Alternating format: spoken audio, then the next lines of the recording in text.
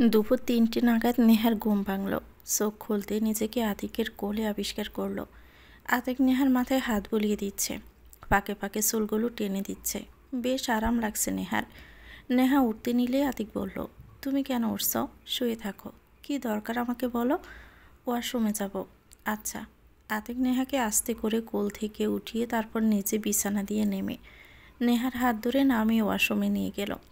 নেহা ওয়াশরুমে ঢুকলে আতিক দরজার কাছে দাঁড়িয়ে থাকে। নেহা বের হলে আতিক নেহাকে আবারও কোলে তুলে নিয়ে বিছানায় এনে বসালো। নেহা আতিকের দিকে তাকিয়ে থাকে। নেহা এভাবে তাকিয়ে আছো কেন? কিছু বলবে? হ্যাঁ, বলার তো অনেক কিছুই ছিল। যদি আপনি অভয় দেন তাহলে বলতে পারি। নেহা, আমি কি ভাগ নাকি ভাল্লুক? আমার কাছে ভয়ের কিছু নেই। তোমার মনে যা আছে সব নির্ভয়ে বলতে পারো। ইভেন তোমার কথা আমার কাছে খুব ভালো লাগে, সারা দিনই শুনতে মন চাই। নেহা মাথা নিচু করে বলল, আপনার তো টাকা পয়সার অভাব নেই, তাহলে আমার কাছে কেন গিয়েছিলেন? কাউকে বিয়ে করে নিতেন অতি কষ্টে, নিজের মনকে আনন্দে রাখতে। কেউ বিয়ে ভেঙে দিলে কি পতিতালয়ে যাওয়াটা খুব জরুরি? জরুরি না, তবে অনেক কষ্ট আছে যাকে চাপা দিয়ে রাখা যায় না। যখন শুনলাম মেয়েটি অন্য ছেলের হাত ধরে পালিয়ে গেছে, তখন আমার এতটা রাগ উঠেছিল। সেদিন যদি মেয়েটিকে হাতের কাছে পেতাম না, তাহলে জবাই করে দিতাম। খুব কেঁদেছিলাম এটা ভেবে যে কি নেই আমার, মেয়েটি কেন আমার সাথে ছলনা করেছে। বিয়েতে মত নেই সেটা বিয়ে ঠিক হওয়ার সময় কেন বলল না? বিয়ে ঠিক হওয়ার আগ মুহূর্তে কেন পালালো? আপনার কথা যুক্তিসঙ্গত, আপনার সাথে আমিও একমত। মেয়েটি কেন বিয়ের আগে আপনাকে বলল না? যদি বিয়ের আগে বলতো তাহলে আজ এমন হতো না। আচ্ছা, আপনার কাছে কি বিয়েটা মুখ্য বিষয় ছিল নাকি অন্য কিছু? নেহা, তোমাকে আমি কিভাবে বুঝাই? বিয়েটা অনেক বড় একটা বিষয় ছিল। আমার পিছনে চুমকি লেগেছিল বিয়ে করার জন্য। এটা সম্পর্কে তো তুমি এখন জানো। তোমাকে স্ত্রী বলে চালিয়ে দিলাম চুমকির বাবার কাছে। যদিও সে খুব সতর্ক মানুষ, হয়তোবা সে আমার কথা বিশ্বাস করেনি। তিনি বারবার খুঁটিয়ে খুঁটিয়ে তোমাকে দেখছিল। ডাক্তার আঙ্কেল আমাকে আপনার স্ত্রী বিশ্বাসই করেনি। যাই হোক, তিনি বিশ্বাস করুক বা নাই করুক, তাতে আমাদের কিছু যাবে আসবে না। তবে আমার কাছে একটা বিষয় একটু সন্দেহ লাগছে। কি বিষয়? বিয়েটা না হয় হতে গিয়েও হলো না, কিন্তু আমার কাছে যাওয়ার পিছনে কি কারণ ছিল? মনের খোরাক মেটানোর জন্য। শুধুই কি মনের খোরাক? কি বলতে চাও নেহা? শরীরের খোরাক মেটাতে চান না? আপাতত এমন কোনো ইচ্ছে নেই, মনের খোরাকটাই আসল। নেহা, তুমি হয়তো ভাবছ আমার ক্যারেক্টার ভালো না, তাহলে আমি বলবো তুমি আমার সম্পর্কে ভুল ভেবেছ। আমার মেয়েদের শরীরের প্রতি কোনো লোভ নেই। যদি শরীরের প্রতি লোভ থাকতো তাহলে চুমকির সাথে অনেক কিছুই করতে পারতাম। নেহা অপলকভাবে আতিকের কথাগুলো শুনছে। আচ্ছা নেহা, তোমার কি আমাকে খারাপ মানুষ মনে হয়?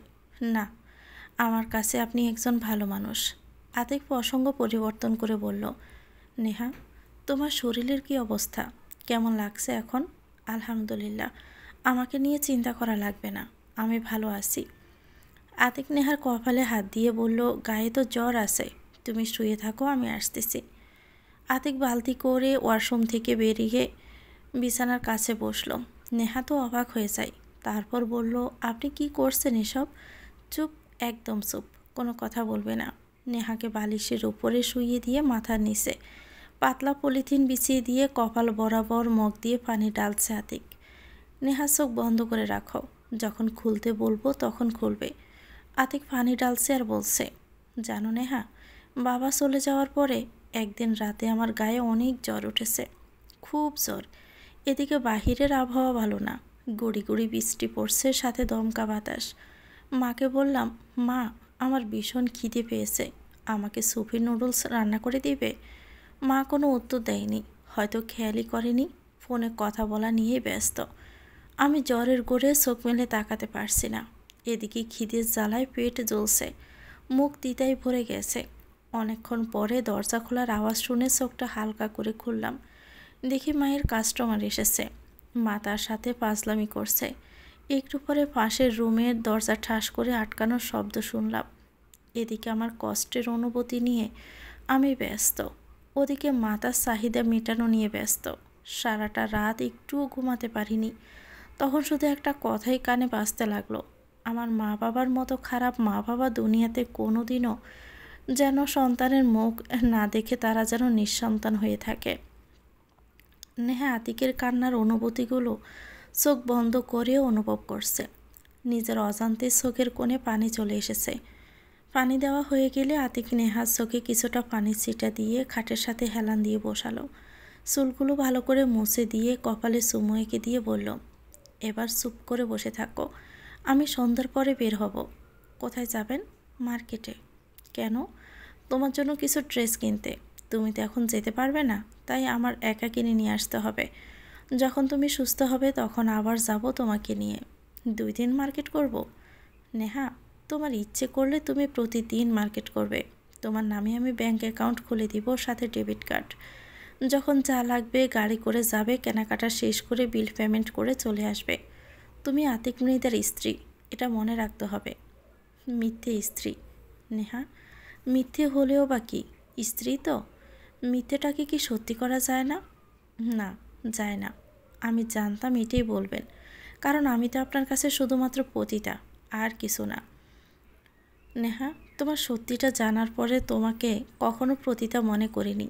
তুমি আসলে অনেক ভালো একটা মেয়ে। আমি তোমার যোগ্য না নেহা। আমার বিয়ের প্রতি ঘৃণা জন্ম নিয়েছে, তাই বিয়ে করার কোনো ইচ্ছে আমার নেই। হঠাৎ আতিকের কল বেজে উঠল। মোবাইলটা হাতে নিয়ে স্ক্রিনের দিকে তাকিয়ে চমকে উঠল আতিক। রবির নাম্বারটা বেশি উঠেছে।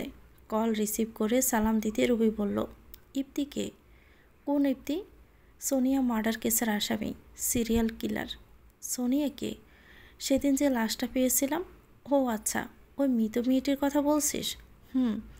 ইপ্তিকে অ্যারেস্ট করার পরে তোর নাম বলছে, তুই নাকি ওকে চিনিস। শুন, বিজনেসের ক্ষেত্রে তো কত মানুষকে আমি চিনি, আর তারাও আমাকে চেনে, তাই বলি কি সবাইকে আমার মনে রাখতে হবে? আচ্ছা আতিক, তোর সাথে দেখা করতে চাই। কখন? আজকে। ঠিক আছে, নিউ মার্কেটের বোরকা দোকানের সামনে বিকেল 5টা 30 মিনিটে সময় আমি তোর জন্য অপেক্ষা করব। আচ্ছা। কলটা কেটে আতিক নেহার পাশে বসলো। নেহা ইপ্তি ধরা পড়েছে, ধরা পড়ে আমার নাম বলে দিয়েছে। শুনুন, এত চিন্তা করবেন না। নাম বললে কি বলে, আপনি তো আর সোনিয়াকে চিনেন না। ইপ্তি হয়তো টাকার জন্যই আপনাকে খোঁজ করেছে। হতে পারে, জামিনে আসতে হলেও অনেক টাকা লাগবে। আচ্ছা নেহা, তুমি ভয় পেও না। আমি সালমানের কাছে যাই, ওকে সাথে নিয়ে রবির সাথে দেখা করব। নেহার কাছ থেকে বিদায় নিয়ে সালমানের নাম্বারে ডায়াল করলো আতিক। রিং বাজছে কিন্তু সালমান কল রিসিভ করছে না। সালমান আতিকের বিশ্বস্ত লোক, বলতে গেলে নিজের ছোট ভাইয়ের মতোই মনে করে। সালমান কল না ধরায় মনে মনে ভীষণ কষ্ট পাচ্ছে আতিক। মাথার ভিতরে হাজারো চিন্তা কাজ করছে আতিকের। নেহা আতিকের কল ধরছে না। আমি ওর রুমে গিয়ে দেখে আসছি। ঠিক আছে, তবে সাবধানে যাবেন। নেহা, আমি বাহির থেকে দরজা লক করে দিচ্ছি, তুমি সাবধানে থাকবে। আরেকটা কথা, টেবিলের উপরে চানাচুর রাখা আছে, খিদে পেলে খেয়ে নিও। আমি আসার সময় নাস্তা নিয়ে আসবো। তোমার নিজের কোনো পছন্দের খাবার আছে যা তোমার খেতে ইচ্ছে করছে? না, তেমন কিছু ইচ্ছে করছে না। তবে তবে কি? অনেক দিন ধরে কাটলেট খেতে ইচ্ছে করছে। ঠিক আছে, আমি আসার সময় কাটলেট নিয়ে আসবো। মার্কেটের পাশেই দি ক্যাফেতে পাওয়া যাবে। হুম, তবে কারেন্ট গেলে আমার ভয় লাগবে। নেহা, কারেন্ট কখনো যাবে না, এটা নিয়ে তুমি চিন্তা করো না। আমার বিল্ডিংয়ে বিদ্যুতের 2টা লাইন, একটা গেলে আরেকটা জ্বলবে। তবুও যদি 2টা লাইন চলে যায়, আইপিএসের লাইন লাগানো আছে, তাই চলবে। ঠিক আছে। নেহার কাছ থেকে বিদায় নিয়ে সিঁড়ি বেয়ে নিচে নামলো আতিক। গেটের কাছে সুমন দাঁড়িয়ে আছে। আতিককে দেখে বড় করে সালাম দিয়ে বলল, স্যার আপনি কি কোথাও যাচ্ছেন? হ্যাঁ সুমন, বুঝতেই তো পারছো নতুন বিয়ে করেছি, তোর ভাবিকে তেমন কিছু কিনে দেওয়া হয়নি, তাই একটু মার্কেটে যাব কিছু কেনাকাটা করতে। সালমানকে কল দিচ্ছি, ধরছেই না। তিনি তো গ্যারেজের গাড়ির ভিতরে ঘুমোচ্ছে সেই দুপুর থেকে। তার রুমে সাবিনাকে হারিয়ে ফেলেছে। ও হারামজাদা সালমান, আমি চিন্তায় মরে যাচ্ছি, আর সেই দিব্যি মরার ঘুম ঘুমাচ্ছে। একবার হাতের কাছে পাই। সুমন সালমানকে ডেকে তোলো। জি স্যার। আতিক গ্যারেজের সামনে দাঁড়িয়ে আছে। সালমান চোখ মুছতে মুছতে গ্যারেজ থেকে বেরিয়ে আসে। আতিক সালমানের শার্টের কলার ধরে টানতে লাগলো। শালা হারামি, মোবাইল কোথায়? তোকে কতবার কল দিচ্ছি, ধরিস না কেন? আদো আদো চোখ করে তাকায় সালমান। আতিককে দেখে বলল, স্যার আপনি, কোনো সমস্যা হয়েছে? সমস্যা হয়নি, কিন্তু তার চেয়ে কোনো অংশে কম না। তুমি তো জানো টাকা হলো পুরুষ মানুষদের কাছে সব। টাকা না থাকলে তাদের কেউ মূল্য দেয় না। আমার হাতে কোনো টাকা নেই, মানিব্যাগটা যে কোথায় রেখেছি মনে করতে পারছি না। এদিকে ইপ্তির সাথে যে মেয়েটি ছিল সোনিয়া, ওর মার্ডার হয়েছে। সেই কেসটি তদন্ত করছে আমার বন্ধু রবি। সে একটু আগে কল করে তার সাথে আমাকে দেখা করতে বলেছে। ইপ্তি নাকি আমার নাম তার কাছে বলেছে, হয়তো টাকার জন্য বলেছে। টাকা তো ইপ্তিকে দেওয়া যাবে, ওটা কোনো সমস্যা না। কিন্তু সমস্যা হলো রবিকে বলা যাবে না যে ইপ্তির সাথে আমার কিভাবে পরিচয় হলো। আমি কি বলছি সালমান, তুমি বুঝতে পারছো? কথাগুলো শুনে সালমানের চেহারার রং ফ্যাকাশে হয়ে গেছে। চোখ দুটো বড় বড় করে তাকিয়ে আছে। হার্টবিট 100 গুণ বেড়ে গেল। আতিক সালমানের কাঁধে হাত রাখতে থতমত হয়ে কাঁপতে লাগলো সালমান। সালমান, তুমি কি অসুস্থ? স্যার, শরীরটা বড্ড খারাপ, গায়ে মনে হয় জ্বর আসবে। আপনি টাকা নিয়ে যান, আমি বাসায় গিয়ে রেস্ট করি। তুমি নাকি চাবি হারিয়ে ফেলেছো? ও হ্যাঁ, সরি স্যার, মাথায় কিচ্ছু কাজ করছে না। একে তো শরীর খারাপ, তার উপরে গতকাল রাতে ঘুমাতে পারিনি। সুমন, তুমি সালমানকে তোমার রুমে নিয়ে যাও, আমি এসে খাবার দিয়ে যাব। সুমন, তোমার আজকে হোটেলে খাওয়া লাগবে না। ঠিক আছে স্যার। সালমান, টাকা কোথায়? গাড়িতে রাখছি, 1 মিনিট দাঁড়ান, আমি এনে দিচ্ছি। তুমি সুমনের সাথে যাও, আমি নিয়ে আসতে পারবো। টাকার ব্যাগ গাড়ি থেকে নামিয়ে নিজের গাড়িতে রাখলো। সুমন আসলে গেট খুলে দিলে আতিক গাড়ি নিয়ে মার্কেটের উদ্দেশ্যে রওনা দিল। কিছুক্ষণ পরে আতিক গিয়ে নিউ মার্কেটের সামনে নামলো। ঘড়ির দিকে তাকিয়ে দেখলো 5টা 45 বাজে। কি ব্যাপার, রবি এখনও আসছে না কেন? এমনিতে 15 মিনিট দেরি হয়ে গেছে। রবির নাম্বারে কল দিল, কলটা রিসিভ হচ্ছে না। 2বার কল দেওয়ার পরেও রবি কল ধরছে না। আতিকের ভীষণ রাগ উঠল। কল দিলে যদি কেউ কল রিসিভ না করে তাহলে মেজাজ পুরো বিগড়ে যায়। আচমকাই পিছন থেকে কারো হাতের স্পর্শে পিছনে ফিরে তাকায়। আতিক খুব রাগ উঠেছে বুঝি। পিছনে তাকিয়ে আতিক বলল, সত্যি বলবো নাকি বানিয়ে? তোরা সত্যি বলা লাগবে না, তোর মুখ দেখেই আমি বলতে পারি তোর মেজাজটা এখন প্রচণ্ড গরম। মাথার উপরে দুধ রাখলে টকবক করে ফুটবে। এখন বল, আসতে কষ্ট হয়নি তো? ভাবি কেমন আছেন? আলহামদুলিল্লাহ। না আসতে কষ্ট কেন হবে? তাছাড়া তুই আসতে বলেছিস আর আমি না এসে পারি? এই তো গুড বয়। আচ্ছা, আঙ্কেল নাকি তোর কাছে ফিরে এসেছে, কথাটা কি সত্যি? ওয়াও, তাহলে তো ভালোই হলো। কি ভালো হলো? এই যে তোর বাবাকে ফিরে পেলি।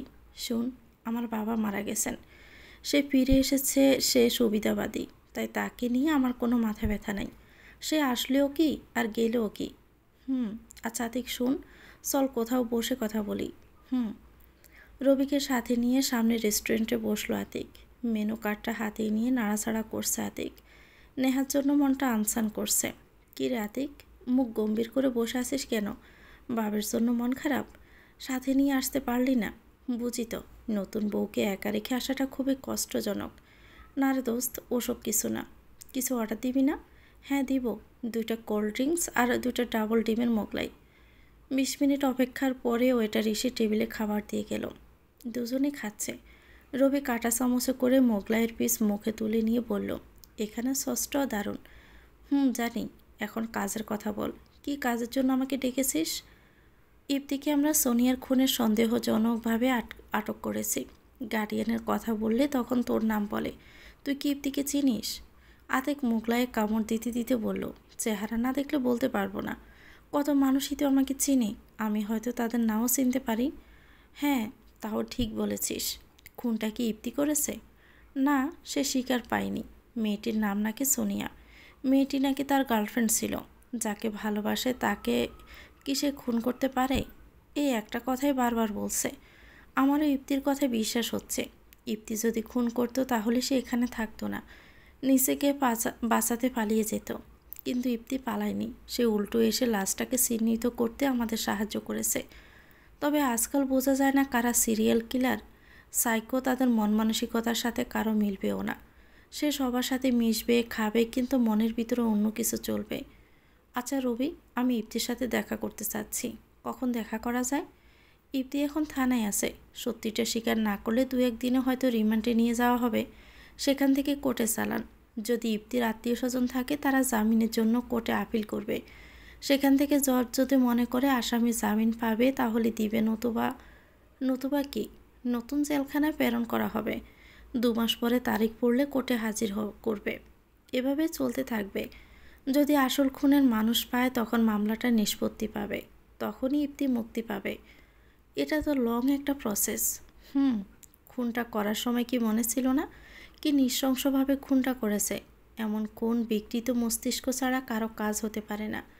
সে আজকে সোনিয়াকে খুন করেছে, কালকে আরেকজন, পরশু আরেকজন। এভাবে একটা বিকৃত মস্তিষ্ক লোককে খোলা হাওয়াতে ঘুরতে দেওয়া যায় না। রবি, এখন তাহলে উঠছি, কালকে সকাল 11টায় থানা দেখা হবে। রবি চলে গেলে আতিক মার্কেটে ঢুকলো। আতিক সমস্ত দোকান তন্ন তন্ন করে খুঁজেও নিজের মনমতো নেহার জন্য কোন ড্রেস খুঁজে পেল না। অবশেষে হতাশ হয়ে মার্কেটের সামনে রাখা টুলের উপরে বসে হাত পা নাড়তে লাগলো আতিক। কিছুক্ষণ এভাবে বসে থেকে মনে মনে ভাবল, তার চেয়ে নেহাকে সাথে আনলেও পারতাম। কিন্তু যা হওয়ার হয়ে গেছে তাই নেহাকে আনা সম্ভব না। তাছাড়া নেহার জন্য ড্রেস নেওয়াটা খুব জরুরি। মায়ের কয়েকটা পুরানো মডেলের শাড়ি ছিল আপাতত নেহাকে পরার জন্য বের করে দিলেও শাড়ি পরে চলাচলে অভ্যস্ত নয় নেহা। নেহা খুব সাধারণের ভেতরেও অসাধারণ। নেহার কথাবার্তা আতিককে সব সময় মুগ্ধ করে। হঠাৎ আতিকের চোখ আটকে গেলে শপিং মলের একদম শেষের দোকানটার দিকে। দূর থেকে দেখে কিছুটা আন্দাজ করতেছিল আতিক। সিউর হওয়ার জন্য বসা ছেড়ে উঠে সোজা দোকানের সামনে গিয়ে দাঁড়ালো। আতিকের ধারণা একদম সত্যি। তাহিয়া, তুই এখানে? আতিকের ডাকে পাশ ফিরে তাকিয়ে মৃদু হেসে বলল, আরে আতিক, তুই এখানে? What a surprise! আমি তো কখনো কল্পনাও করতে পারিনি তোর সাথে আমার কখনো দেখা হবে। বিয়েতে আসলি না ভালো কথা, একটা মেসেজ বা কল দিয়ে তো খোঁজ নিতে পারতি। এত বড় বাদর কিভাবে হতে পারলি তুই? জানিস বিয়ের 2 বছর পরে তোর বাসায় যাই, সেখানে গিয়ে শুনি তুই সৌদি গিয়েছিস, কবে আসবি ঠিক নেই। তোর নাম্বারটাও বন্ধ ছিল। বাহিরের কোন নাম্বার তো আমার কাছে ছিল না। যোগাযোগের কোন মাধ্যমই খুঁজে পাইনি। ওয়েট তাহিয়া, তুই এবার থামো, আমাকে এখন বলতে দে। তোর বিয়ের সময়ে বাবা মারা যায়, যার কারণে মা খুব ভেঙে পড়েন। তাই তোর বিয়েতে যেতে পারিনি। আমি তো আমার কর্তব্য পালন করেছি, তোর জন্য তোর পছন্দের নেকলেস তো পাঠিয়ে দিয়েছি। নেকলেস? কই না তো, তোর দেয়া কোন নেকলেস পাইনি। কি বলিস? আমি তো ফোন করে রাজলক্ষ্মী জুয়েলারিতে অর্ডার করেছিলাম। জুয়েলারির পুরো 1 লক্ষ টাকা সালমানের কাছে দেই। দোস্ত, তোর দেয়া কোন গিফট আমরা পাইনি। আচ্ছা শোন, আমার সাথে দোকানে চল, এখনই প্রমাণ করে দেই আমি তোর জন্য নেকলেস কিনেছিলাম কিনা। তাহিয়াকে সাথে করে রাজলক্ষ্মী জুয়েলারির দোকানে গিয়ে 2 বছর আগের রেকর্ড খুঁজে বের করলে আতিকের মাথা ব্লক হয়ে যায়। অর্ডার করা হয়েছিল কিন্তু মাল নেওয়া হয়নি। যেদিন নেয়ার কথা ছিল ওই দিন অর্ডার ক্যান্সেল করা হয়। তার মানে সালমান অর্ডার ক্যান্সেল করলো অথচ আমাকে জানানোর প্রয়োজন মনে করেনি। যাই হোক, সালমানের সাথে পরে বুঝবো এটা নিয়ে। তাহিয়া, আমি খুব লজ্জিত। এখন তুই একটা নেকলেস চয়েস কর, আমি সেটা তোকে গিফট করব। আমার লাগবে না। তোর সাথে দেখা হয়েছে, এটাই অনেক পাওয়া। এখন তোর নাম্বারটা দে, আমি মাঝে মাঝে তোর সাথে কথা বলবো। লিখে নি 017 তারা চিহ্ন তারা চিহ্ন তারা চিহ্ন তারা চিহ্ন তারা চিহ্ন তারা চিহ্ন তারা চিহ্ন তারা চিহ্ন। ধন্যবাদ। তাহিয়া, তোকে আবারও রিকোয়েস্ট করছি যে কোনো একটা নেকলেস চয়েস কর।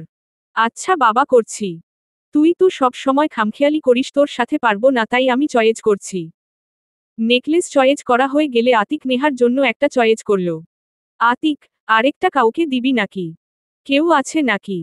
তাহিয়া, তোকে তো একটা কথা বলা হয়নি, আমি বিয়ে করেছি। ওয়াও! আতিক, তুই বিয়ে করেছিস? আমি তো বিশ্বাস করতে পারছি না। কাকে বিয়ে করেছিস? নিশ্চয়ই সুন্দরী হবে।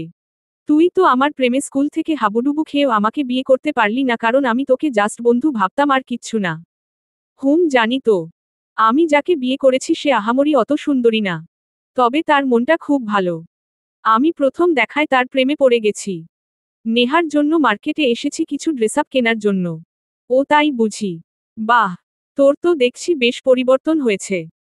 তুই ছ্যাঁকা দিয়েছিস, তাহলে তো পরিবর্তন হতেই হয় তাই না? তবে নেহার মতো মেয়ে হয় না। হাজারে একটা। আতিক, তোর মুখে তোর বউয়ের এত প্রশংসা শুনে তো এখনই দেখা করতে ইচ্ছা করছে। নিবি নাকি তোর বাসায়? অফকোর্স নিব। তবে আজ নয়। নেহার শরীরটা তেমন ভালো না। এই মা বিয়ে করে এর মধ্যে প্রেগন্যান্ট করে দিলি। তাহিয়া, তুই না এখনো সেই বাচ্চাই রয়ে গেলি। একটুও পরিবর্তন হলি না। তাহলে সত্যি কথা বল। সত্যি কথাই তো বলছি। বিয়ে করেছি আজ কয়েকদিন মাত্র, এখনো কিচ্ছু হয়নি আমাদের ভিতরে।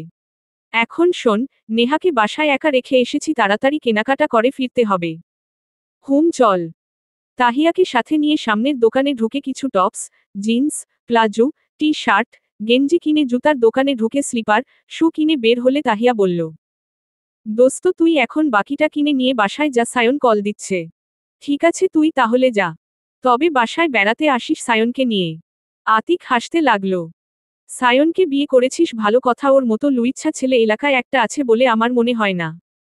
আতিক সমস্ত ব্যাগের প্যাকেট গাড়িতে রেখে পাশের রেস্টুরেন্ট থেকে 2টা কাটলেট আর 4টা বিরিয়ানির প্যাকেট কিনে গাড়িতে বসল। গাড়ি স্টার্ট দিতে আতিকের কল বেজে উঠল। মোবাইলটা হাতে নিয়ে দেখে সালমানের নামটা ভেসে উঠেছে। কলটা রিসিভ করে। হ্যাঁ সালমান বল। স্যার আমাকে কয়েকদিনের জন্য ছুটি দেয়া লাগবে। ছুটি দিয়ে কি করবি? গ্রামে যাওয়া লাগবে। তোর গ্রামে কে আছে যে তোর সেখানে যাওয়া লাগবে? তুই তো এত বছরে একদিনও বলিসনি যে তোর গ্রামে কেউ থাকে বা আছে, কিন্তু হঠাৎ করে আজকে যেতে চাচ্ছিস। শহরে এখন আর ভালো লাগে না, তাই গ্রাম থেকে কিছুদিনের জন্য ঘুরে আসতে চাই। আমি আসতেছি। আতিক গাড়ি চালিয়ে গেইটের সামনে থাকলে সুমন গেইট খুলে দিল। আতিক গাড়িটা গ্যারেজে রেখে 2 প্যাকেট বিরিয়ানি সুমনের হাতে দিয়ে বলল, নাও দুজনে রাতে খেয়ে নিও। সালমান রুম থেকে বেরিয়ে এসে বলল, স্যার আমাকে কিছু টাকা দিবেন। কত টাকা? 10,000। কতদিনের জন্য যাবি? ঠিক নেই, ভালো না লাগলে আবার চলে আসব। আচ্ছা সালমান একটা বলতো, তুই কি তো তথ্য গোপন করছিস?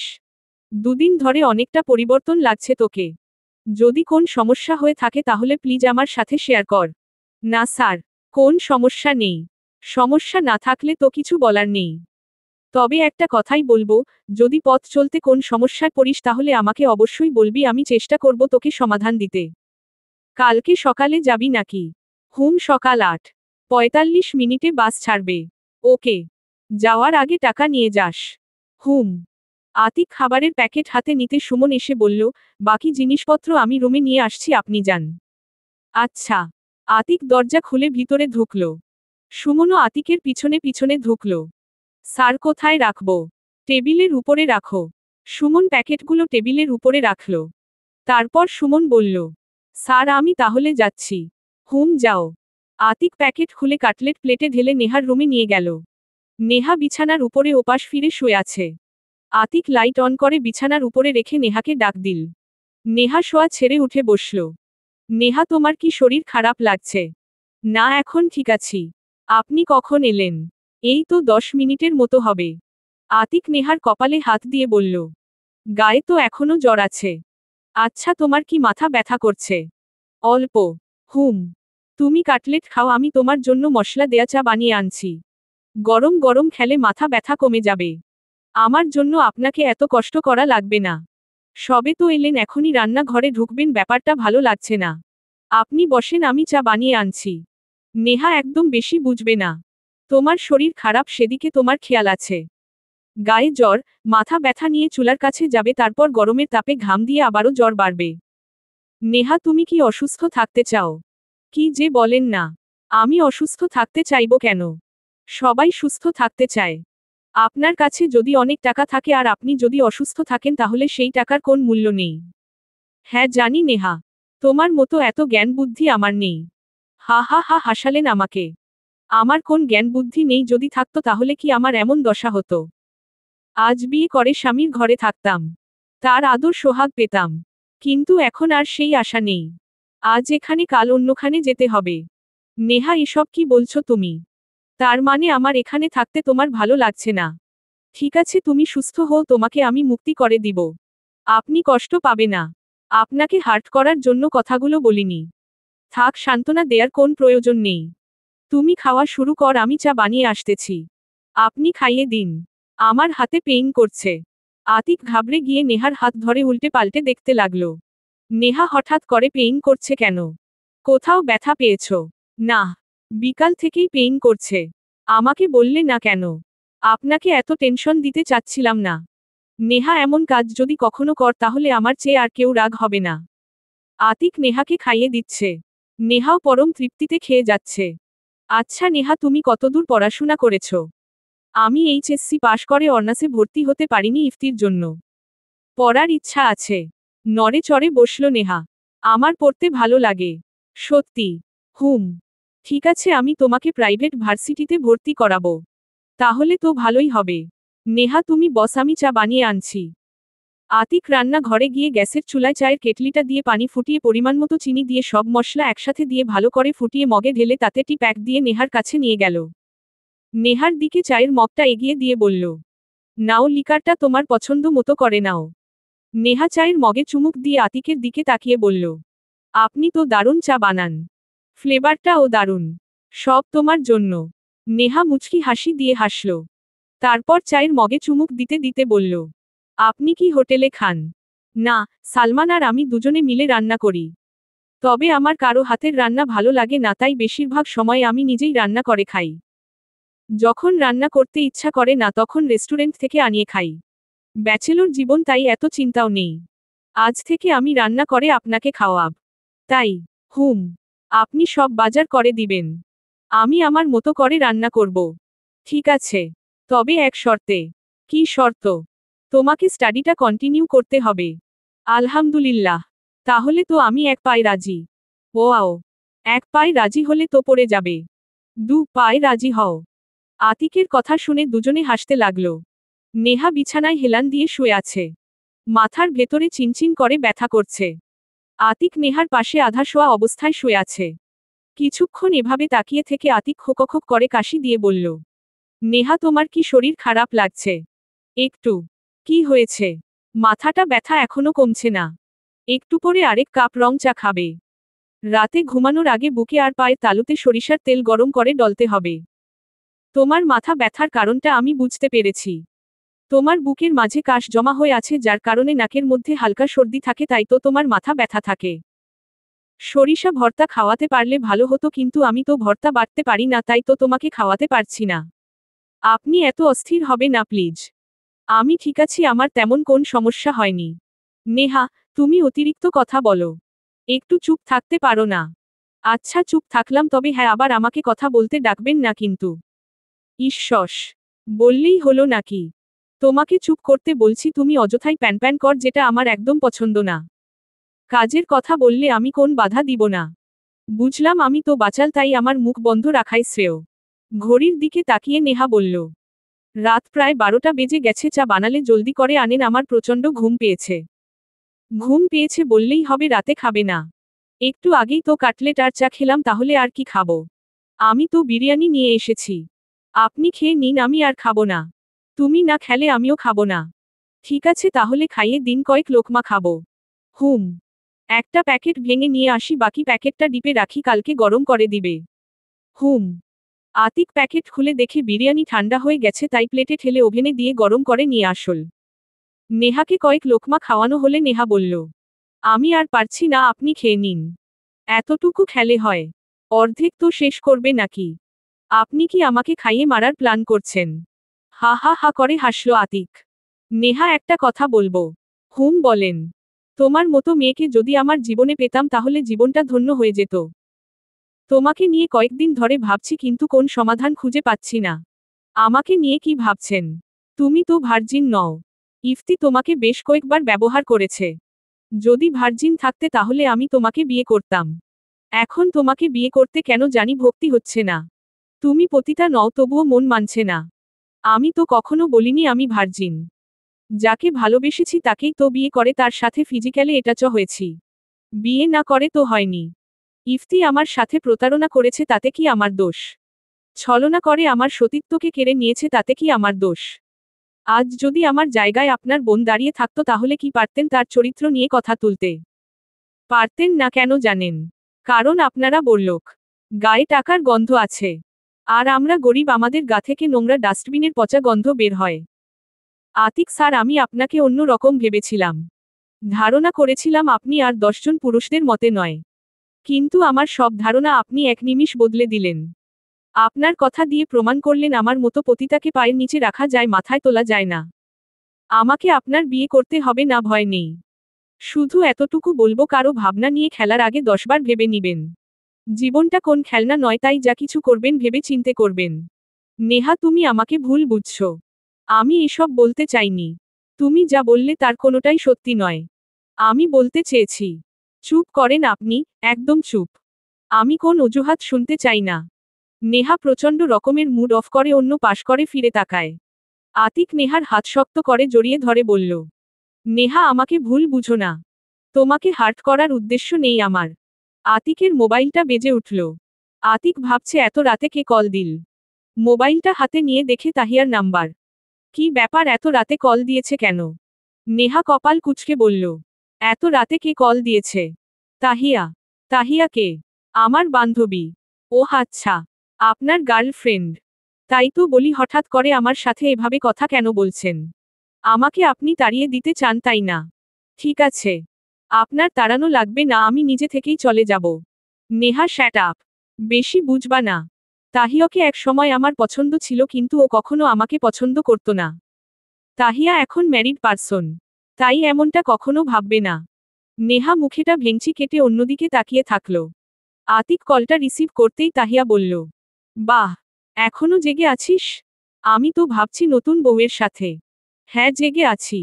আর শোন, কি সব উল্টা পাল্টা বলছিস? নতুন বউয়ের সাথে কি করব? আজকে কি সায়ন বাসায় নেই নাকি? সায়ন তো বাসায় নেই, আরো কয়েকদিন আসতে পারবে না। ওহ, তাই তো একাকিত্ব ভুলতে আমাকে কল করেছিস। হা হা হা, আতিক তুইও না পারিসও বটে। তাহিয়া, জরুরি কিছু বলবি? তোর বাসায় কালকে দুপুরে বেড়াতে আসব। কয়েকদিন তোর বাসায় থাকতে চাই। তোর বউয়ের কি কোন সমস্যা আছে? নেহার সাথে আলাপ করতে হবে, তারপর তোকে জানাতে পারবো। এখনই জিজ্ঞাস কর, আমি লাইনে আছি। নেহা আমার বান্ধবী তাহিয়া কালকে আমাদের বাসায় কয়েকদিনের জন্য আসতে চাচ্ছে, তুমি কি বল? আতিক ইশারায় নেহাকে না করতে বলছে, কিন্তু নেহা আতিকের কথায় পানি ঢেলে দিয়ে বলল, আপনার বান্ধবী আসলে আসবে, তাতে আমার কোন সমস্যা নেই। হা হা হা করে হাসল তাহিয়া। আতিক, তোমার ওয়াইফ তো রাজি হয়ে গেছে, তাহলে তো কোন সমস্যাই নেই। ঠিক আছে, কালকে আসিস। কলটা কেটে আতিক বিছানার উপরে রেখে রাতে দাঁত খিটমিট করে বলল, সব সময় বেশি বুঝো। কি দরকার ছিল তাহিয়াকে আসতে বলার? বাহরে, আপনার এক্স গার্লফ্রেন্ডকে আমার বুঝি দেখতে মন চায় না? তাহিয়া, বেশি হচ্ছে না? না, একদম না বলেই হাসল নেহা। আতিকের ফোনটা আবারও বাজল। এবার আতিক রাগান্বিত হয়ে কলটা রিসিভ করে বলল, তোর সমস্যা কি? আবার কল দিছিস কেন? আরে আতিক, কি হয়েছে? রবির গলার আওয়াজ শুনে আতিক চমকে গেল। আমতা আমতা করে বলল, রবি তুই? আমি তো ভাবছি। ও আচ্ছা, তাহলে আমাকে অন্য কেউ ভেবে গালি দিতে চাচ্ছিল। সরি দোস্ত। এখন বল, এত রাতে হঠাৎ কল দিলি যে? বাঁশ বাগানের পাশে আরেকটি মেয়ের লাশ পাওয়া গেছে। সেদিন যেভাবে সোনিয়াকে খুন করা হয়েছিল, সেই মেয়ে কিভাবে এই খুনটাও করা হয়েছে? আমার মনে হচ্ছে দুইটা খুন একই ব্যক্তির করা। রবির কথা শুনে আতিক চমকে গেল। ইফতি তো থানায় আছে, তাহলে আজকের খুনটা কে করল? আচ্ছা রবি, তোর কি কাউকে সন্দেহ হচ্ছে? খুব সাংঘাতিক মামলা এটা। আমার চাকরি জীবনে এমন মামলা এটাই প্রথম। যখন সব ফাইলপত্র নিয়ে ঘাটাঘাটি করি, তখন মনে হয় আমি পুলিশে না, সিআইডিতে জব করি। আগে ভাবতাম পুলিশের চাকরি খুব মজার, এখন বুঝতে পারছি প্রশাসনের চাকরির মতো এতটা কষ্টদায়ক কোন চাকরি নেই। দিন নেই রাত নেই, যখন কল আসে তখনই দৌড়ে যেতে হয়। এখানে জয়েন করার আগে দুপুরে ভাত নিয়ে বসেছি। ভাত মাখিয়ে লোকমাটা মুখে তুলতেই কল আসল। এমনি মাখানো ভাতে পানি দিয়ে শার্ট পরতে পরতে বেরিয়ে যেতে হয়েছে। আসলে প্রশাসনের চাকরিটা একটু কষ্টদায়ক হলেও মানুষের সেবা করে মনের ভেতরে শান্তি পাওয়া যায়। কিন্তু চাকরি মানেই কষ্ট। কোন চাকরি শান্তির না? তুই কি ভাবিস যারা চাকরি করে সবাই আরামে বেতন পায়? না রে, একদম ভুল ধারণা। পরের অধীনে চাকরি মানেই প্যারা। আচ্ছা রবি, তোরা এই খুনের বিষয়ে কি সিদ্ধান্ত নিয়েছিস? তোর কি মনে হয় কে খুন করতে পারে? তদন্ত করতে গিয়ে সামনে অনেক কিছু বেরিয়ে আসবে, এই আশাতে আমরা আছি। দেখা যাক সামনে কি হয়। আপাতত কাউকে সন্দেহ করছি না। আচ্ছা শোন, কালকে কখন দেখা করবি? ইফতির সাথে দেখা করাটা জরুরি। না হলে পরে চালান হয়ে গেলে ঝামেলা হয়ে যাবে। হুম। তুই সকাল 11টায় থানার সামনে এসে আমাকে কল দিবি। ঠিক আছে। এখন রাখছি, কালকে দেখা হবে। কলটা কেটে মোবাইলটা টেবিলের উপরে রেখে নেহার পাশে বসল আতিক। দুজনের কারো মুখে কোন কথা নেই। আতিক নেহার হাতটা তার হাতে নিয়ে চুমু খেয়ে বলল, এভাবে রাগ করে আছো কেন? আমার সাথে এভাবে রাগ করো না প্লিজ। বর্তমানে তুমি ছাড়া আমাকে বোঝার মতো কেউ নেই। তোমাকে দেখলে ভীষণ মায়া লাগে। আমার মতো অধমের কথায় মাইন্ড করো না। দেখ না, জীবনে কারো ভালোবাসা পাইনি। সবাই শুধু আমার টাকাকে ভালোবাসে, আমাকে না।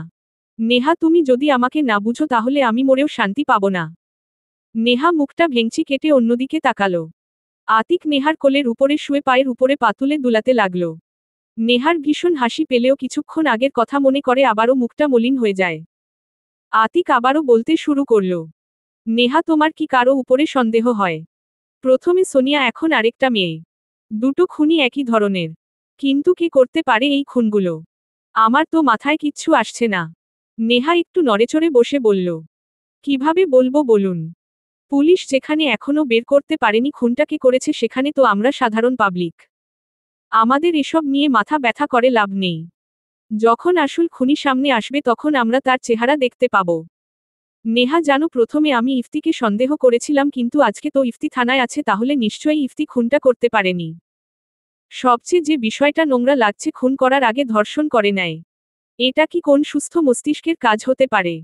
মধুও খায়, আবার মৌচাকের বাসাটাও ভেঙে ফেলে পুড়িয়ে দেয়। জানো, এসব মনে করলে সমস্ত শরীর শিউরে ওঠে। মানুষ এতটা নোংরা হয় কিভাবে? এদেরকে পেলে শাস্তি নয়, একদম ফাঁসি দেয়া উচিত। আমার হাতে ক্ষমতা থাকলে এদের ফাঁসি দিতাম। তাহলে কেউ খুন করার সাহস পেত না। খুন করার আগে অন্ততপক্ষে 100 বার ভাবত। আপনি তো এই ধরনের মানুষের সাথে নতুন ওঠা বসা করছেন না, তাহলে এমন কথা বলে শুধু শুধু আফসোস করে কি লাভ বলেন? মানুষ যে কত ধরনের হয়, না মিশলে বোঝা যায় না। ঠিকই বলেছ নেহা। আচ্ছা নেহা, কফি খাবে? এত রাতে কফি? আমার না, এটা খুব বদ অভ্যাস। যত রাতই হোক না কেন আমার কফি খেতে ইচ্ছা হয় মাঝে মাঝে। তাই তো আমি সব সময় কফি পাউডার কিনে রেখেছি, যখন মন চায় বানিয়ে খাই। তুমি কফি পছন্দ করো না? করি না বললে ভুল হবে। আসলে কফি খেতে অনেক খরচ, যেমন দুধটা বেশি লাগে, তার উপরে কফির পাউডারও আলাদাভাবে কেনা লাগে। আমাদের বাসায় এসব বাড়তি খরচ কেউ করে না। মাঝে মাঝে চাটা একটু খাওয়া হতো ওই। আমি তো কফির পাগল। এক কথায় কফি খোরও বলতে পার। নেহা, চল তোমাকে কফি বানানো শিখিয়ে দেই। এরপর তো তোমাকে বানাতে হবে। জি চলুন। দুজনে কিচেনে এসেছে কফি বানাতে। লোপা কখনো কফি বানায়নি, দু একবার রেস্টুরেন্টে খেয়েছে। তবে জানে কফি বানানোর রেসিপি। আতিক কফি বানানোর জন্য কফি পাউডার চামচ দিয়ে ভালো করে বিট করে নিল। আতিক নেহার সাথে গল্প করছে। নেহা আতিককে জিজ্ঞাসা করল, চিকেন ফ্রাই খাবেন? কফির সাথে চিকেন ফ্রাই খেতে ভালো লাগে। তুমি বানাতে পার? হুম। আচ্ছা তাহলে খাবো। নেহা ফ্রিজ খুলে চিকেন বের করে পানিতে ভিজিয়ে রেখে সব উপকরণ বাটিতে নিয়ে চুলায় তেল গরম করল। চিকেন নরম হলে ধুয়ে পানি ঝরিয়ে বাটিতে রাখা উপকরণে মাখিয়ে তেলের ভেতরে ছাড়ল। চিকেন ফ্রাই হয়ে এলে আতিক আরেক চুলায় কফির জন্য দুধ গরম করল। তারপর মগে ঢেলে পরিমাণ মতো চিনি দিয়ে ভালো করে নেড়ে নিল। ওদের কফি আর চিকেন ফ্রাই রেডি। সেগুলো নিয়ে খাটের উপরে রাখল। নেহা কফির মগ হাতে করে জানালার কাছে দাঁড়িয়ে বাহিরের দিকে তাকিয়ে আছে। আতিক পিছন থেকে নেহার কাঁধে হাত রেখে বলল, নেহা তোমার কি মন খারাপ? মগে চুমুক দিতে দিতে বলল, মা বাবার কথা ভীষণ মনে পড়ছে। খুব দেখতে ইচ্ছা করছে। যাবে তাদের কাছে? তাদের কাছে যাওয়ার মতো মুখ আমার নেই। সবাই আমাকে দেখলে হাসাহাসি করবে।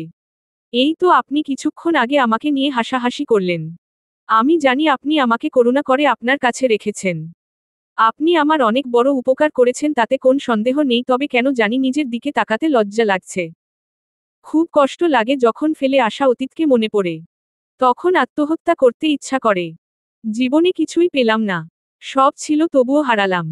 জানি ইফতি যখন আমাকে ধর্ষণ করে খুব করে কেঁদেছিলাম তখন। মেয়েদের সবচেয়ে শ্রেষ্ঠ সম্পদ হচ্ছে তার সতীত্ব। আর সেই সম্পদটুকু আমি হারিয়ে ফেলেছি। জীবনের প্রতি ঘৃণা জন্ম হয়েছে আজ। নেহার কথা শুনে আতিকের ভীষণ খারাপ লাগছে। নিজেকে অপরাধী ভাবছে। কেন সে এমন কথা বলে নেহাকে কষ্ট দিয়েছে? Neha, I am really sorry. আসলে তুমি যেভাবে কথাগুলো ধরেছ, আমার এমন উদ্দেশ্য ছিল না। নেহা প্লিজ আমাকে ভুল বুঝো না। আপনাকে দোষ দিব না। সব দোষ আমার ভাগ্যের। আমার ভাগ্যে এমন লেখা ছিল তাই হচ্ছে। যাই হোক, কফি খান, ঠান্ডা হয়ে যাবে। আতিক কফির কাপে এক চুমুক দিয়ে চিকেন ফ্রাই কাটা চামচ দিয়ে কেটে মুখে তুলে বলল, কি স্বাদ হয়েছে চিকেন ফ্রাই। নেহা, তুমি তো দারুণ চিকেন ফ্রাই বানাও। রেস্টুরেন্টকে হারিয়ে দিয়েছ। পাম দিয়েন না। আমি জানি এসব কিছু আমাকে খুশি করার জন্য বানিয়ে বানিয়ে বলছেন। তুমি আমাকে চিনতে ভুল করেছ নেহা। আমি সত্যি বলছি, অনেক ইয়াম্মি হয়েছে।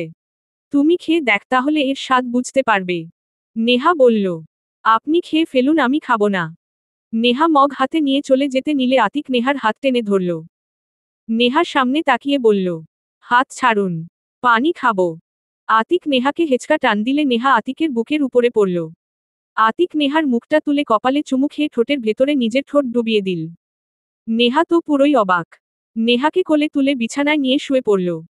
নেহাকে জড়িয়ে ধরে সমস্ত মুখে, বুকে কপালে চুমু খেতে খেতে বলল, নেহা তোমার শরীরটা এত বেশি সুন্দর যেটা আমাকে ক্রমশ আকর্ষণ করে, চুম্বুকের মতো টেনে নিয়ে আসে। দুজন দুজনের দিকে তাকিয়ে থেকে আতিক নেহার মাঝে হারিয়ে গেল। ভোরের আলোয় আতিকের ঘুম ভাঙতেই বিছানা দিয়ে নেমে ওয়াশরুমে ঢুকল। মিনিট 10 পরে বেরিয়ে এসে নেহার চোখে মুখে পানি ছিটিয়ে দিলে নেহা আড়মোড়া দিয়ে ঘুম থেকে উঠল। আতিকের ফোন আবারও বেজে উঠল। নেহা ফোনটা এগিয়ে দিয়ে বলল, রবি ভাই কল দিয়েছেন। নেহার হাত থেকে আতিক ফোনটা নিয়ে রিসিভ করে হ্যালো বলতেই রবি বলল, আতিক, গতকাল রাতে ইফতি কয়েক ঘন্টার জন্য বাহিরে গিয়েছিল, একটু আগে গোপন সূত্রের ভিত্তিতে জানতে পারি। এখন তো আমার পুরো সন্দেহ ইফতির উপরে গিয়ে পড়ছে। আচ্ছা আতিক, তোকে জানিয়ে রাখলাম, তুই জলদি এসে কল করিস। হুম। কথা বলা শেষ করে আতিকের চোখে মুখে চিন্তার ছাপ স্পষ্ট ফুটে উঠেছে। তাহলে কি ইফতি সমস্ত খুন করেছে? নেহা, তুমি উঠে ফ্রেশ হয়ে নাও। আমি পাউরুটি আর মাখন দিয়ে আসছি। আমাকে একা রেখে আপনি দোকানে যাবেন? এই তো যাব আর আসব। 5 মিনিট লাগবে। ফ্রিজে তো বিরিয়ানি রেখেছিলেন, তাই বের করে গরম করে নিয়ে আসেন, তাইলেই তো হয়। সেটা অবশ্য ঠিক বলেছ, কিন্তু তুমি কি সকালবেলা বিরিয়ানি খাবে? কেন খাবো না? আমার তো বিরিয়ানি ভীষণ পছন্দ। বিরিয়ানি নয়, শুধু ফাস্টফুড জাতীয় সমস্ত জিনিস পছন্দ। আতিক নেহার পা থেকে মাথা পর্যন্ত খুঁটিয়ে খুঁটিয়ে দেখছে। কিছুক্ষণ এভাবে দেখার পরে মুখ চেপে ছোট্ট করে হাসি দিয়ে বলল, আমার তো সন্দেহ হয় যে তুমি ফাস্টফুড পছন্দ কর। আতিকের কথা শুনে নেহা সমস্ত ভ্রু কুঁচকে বলল, আপনি কি বলতে চান বলুন তো? আমি ফাস্টফুড খাই না। হা হা হা, নেহা তুমিও না। তোমার সাথে একটু মজা করলেও তুমি কনফিউজড হয়ে যাও। এত কনফিউজড হলে চলবে? আমার বলার কারণ হলো, বিজ্ঞানের গবেষণায় বলা হয়েছে যে যারা তেলের জিনিস পছন্দ করে তাদের শরীর ফ্যাট হয়। কিন্তু তোমার তো শরীরে 10 কেজি গোশত আছে কিনা সন্দেহ। আচ্ছা নেহা, তোমার ওয়েট কত? নেহা মুখটা ভেঙচি করে বলল, 42। মাত্র? হুম। তোমার হাইট কত? 5'4"। নেহা, তোমার হাইট অনুযায়ী 42 কেজি একদমই কম। তোমার অন্ততপক্ষে 48-50 কেজি ওজন থাকা উচিত ছিল। যদি আমার ওজন না বাড়ে তাহলে আমি কি করতে পারি? আমি তো চেষ্টা করি ওজন বাড়ানোর জন্য, কিন্তু পারছি না। আতিক নেহার হাত ধরে বলল, আমি তোমাকে ভালো ডাক্তার দেখাবো। তারপর দেখব তোমার ওয়েট বাড়ে কিনা। ওয়েট বাড়ানোটা কি জরুরি? হ্যাঁ জরুরি। কিন্তু কেন জরুরি বলবেন? তুমি এত শুকনা থাকলে আমার পাশে মানায় না, তাই আরেকটু হেলদি হতে হবে। পাশাপাশি দাঁড়ালে যেন বেমানান না দেখায়। আমি রাতে তোমাকে খাবারের চ্যাট করে দিব। প্রতিদিন ওই মতো খাবার চলবে। 3 মাস কন্টিনিউ করলেই তোমার স্বাস্থ্য ভালো হয়ে যাবে, এটা আমার দৃঢ় বিশ্বাস। আপনি যেটা ভালো বুঝবেন তাই করেন। নেহা, তুমি ফ্রেশ হয়ে বস, আমি খাবার গরম করে আনছি। আতিক কিচেনে ঢুকলে নেহা ওয়াশরুমে ঢুকল। দাঁত ব্রাশ করে চোখে মুখে পানির ছিটা দিয়ে ওয়াশরুম থেকে বেরিয়ে এসে টাওয়াল দিয়ে মুখ মুছে কিচেনে ঢুকল। নেহা কিচেনের দরজার সাথে হেলান দিয়ে দাঁড়িয়ে আতিককে দেখছে। আতিক বিরিয়ানি বাটিতে করে ওভেনে রেখে গরম করতে নিয়ে নেহার সাথে গল্প করছে। নেহা, তোমার সাথে সারাদিন গল্প করলেও আমার ভীষণ ভালো লাগে। সারাদিন তোমার কথা শুনতে ইচ্ছা করে। মাত্র কয়েকদিনের পরিচয়, কিন্তু তুমি আমাকে এত বেশি আকৃষ্ট করেছ যা কল্পনার বাহিরে। নেহা, তোমাকে একটা কথা বলবো। হ্যাঁ বলুন। তোমার পিরিয়ড কত দিন থাকে? ঠিক নেই। কোন মাসে 5 দিন, কোন মাসে 4 দিন? এমন প্রশ্ন করায় তুমি লজ্জা পাওনি তো? না। কিসের লজ্জা? যে মানুষটা আমার পিরিয়ড হলে রক্ত মাখা অবস্থায় কোলে তুলে নিয়ে নিজের শার্ট প্যান্টে লাগিয়ে বাসায় নিয়ে আসতে যার ঘৃণা লাগেনি, তার কাছে বলতে আমারও লজ্জা লাগে না। আতিকের ঠোঁটের কোণে অস্ফুটি হাসি ফুটে উঠল। নেহা, আমি তো একটু পরে বাহিরে যাব। তোমার প্যাড আনা লাগবে। আসার সময় 1 প্যাকেট নিয়ে আসলে মন্দ হয় না। যদি লেগে বসে তখন পাবো কোথায়? আতিক ওভেন থেকে গরম করা বিরিয়ানির প্লেটটা বের করতে করতে বলল, নেহা, দুপুরে তো তাহিয়া বেড়াতে আসবে। তুমি কি রান্না করতে পারবে? নাকি আসার সময় খাবার কিনে নিয়ে আসব? না। বাহিরের খাবার তেমন স্বাদ পাই না। বাসায় রান্না করে খাবো। তুমি রান্না করতে পারবে? হুম পারবো। ফ্রিজে গরুর গোশত, ইলিশ মাছ আছে। তাই নামিয়ে রান্না করে নিও। মশলা ও ব্যালেন্ডার করে বাটিতে রাখা আছে। হুম। কোন সবজি আছে? না, কোন সবজি আনা নেই। তাহলে আসার সময়ে কিছু সবজি নিয়ে আসবেন, একটা ভাজি করব। কি কি আনবো? পটল, গাজর, পেঁপে, বরবটি, টমেটো, কাঁচামরিচ আর ধনিয়া পাতা। ঠিক আছে, নিয়ে আসবো। বিরিয়ানি হাতে নিয়ে টেবিলে বসল আতিক। নেহা, এখানে আসো। নেহা আতিকের পাশে বসল। আতিক নেহাকে প্লেটে খাবার বেড়ে দিয়ে বলল, নাও, গরম গরম খেয়ে নাও। আতিক খাওয়া শেষ করে প্লেট ঠেলে বেসিনে হাত ধুয়ে মুখ মুছে বলল, নেহা, আমি রবির কাছে যাচ্ছি, তাহিয়া আসলে ওকে সময় দিও। হুম। আতিক চলে গেলে নেহা ফ্রিজ খুলে গরুর গোশত, ইলিশ মাছ পানিতে ভিজিয়ে রাখল। নেহা পেঁয়াজ কুচি করে বাটি রাখল। পোলাওয়ের চাল ধুয়ে রাইস কুকারে পেঁয়াজ বাদামি রঙের করে চাল কষিয়ে পানি দিয়ে ঢেকে দিল। গোশত নরম হলে কড়াইয়ে সব মশলা দিয়ে কষিয়ে গোশত দিয়ে ভুনা করে পরিমাণ মতো পানি দিয়ে ঢেকে দিল। ইলিশ মাছ কেটে কড়া করে ভেজে পেঁয়াজ দিয়ে বেরেস্তা করে নামিয়ে নিল। রান্না শেষ হয়ে গেলে 3 পিচ নিয়ে ওশাশুমে ঢুকে গোসল করে বেরিয়ে চুলগুলো ঝেড়ে নিল। তাহিয়া আসবে দেখে হালকা করে সাজল। ফ্যান ছেড়ে দিয়ে চুল শুকাতে লাগল। দুপুর 12:30 মিনিটে দরজায় কলিং বেল বাজলে নেহা দরজা খুলে দিল। দরজার সামনে ফর্সা চেহারার টপস, জিন্স পরা একটা মেয়ে দাঁড়িয়ে আছে।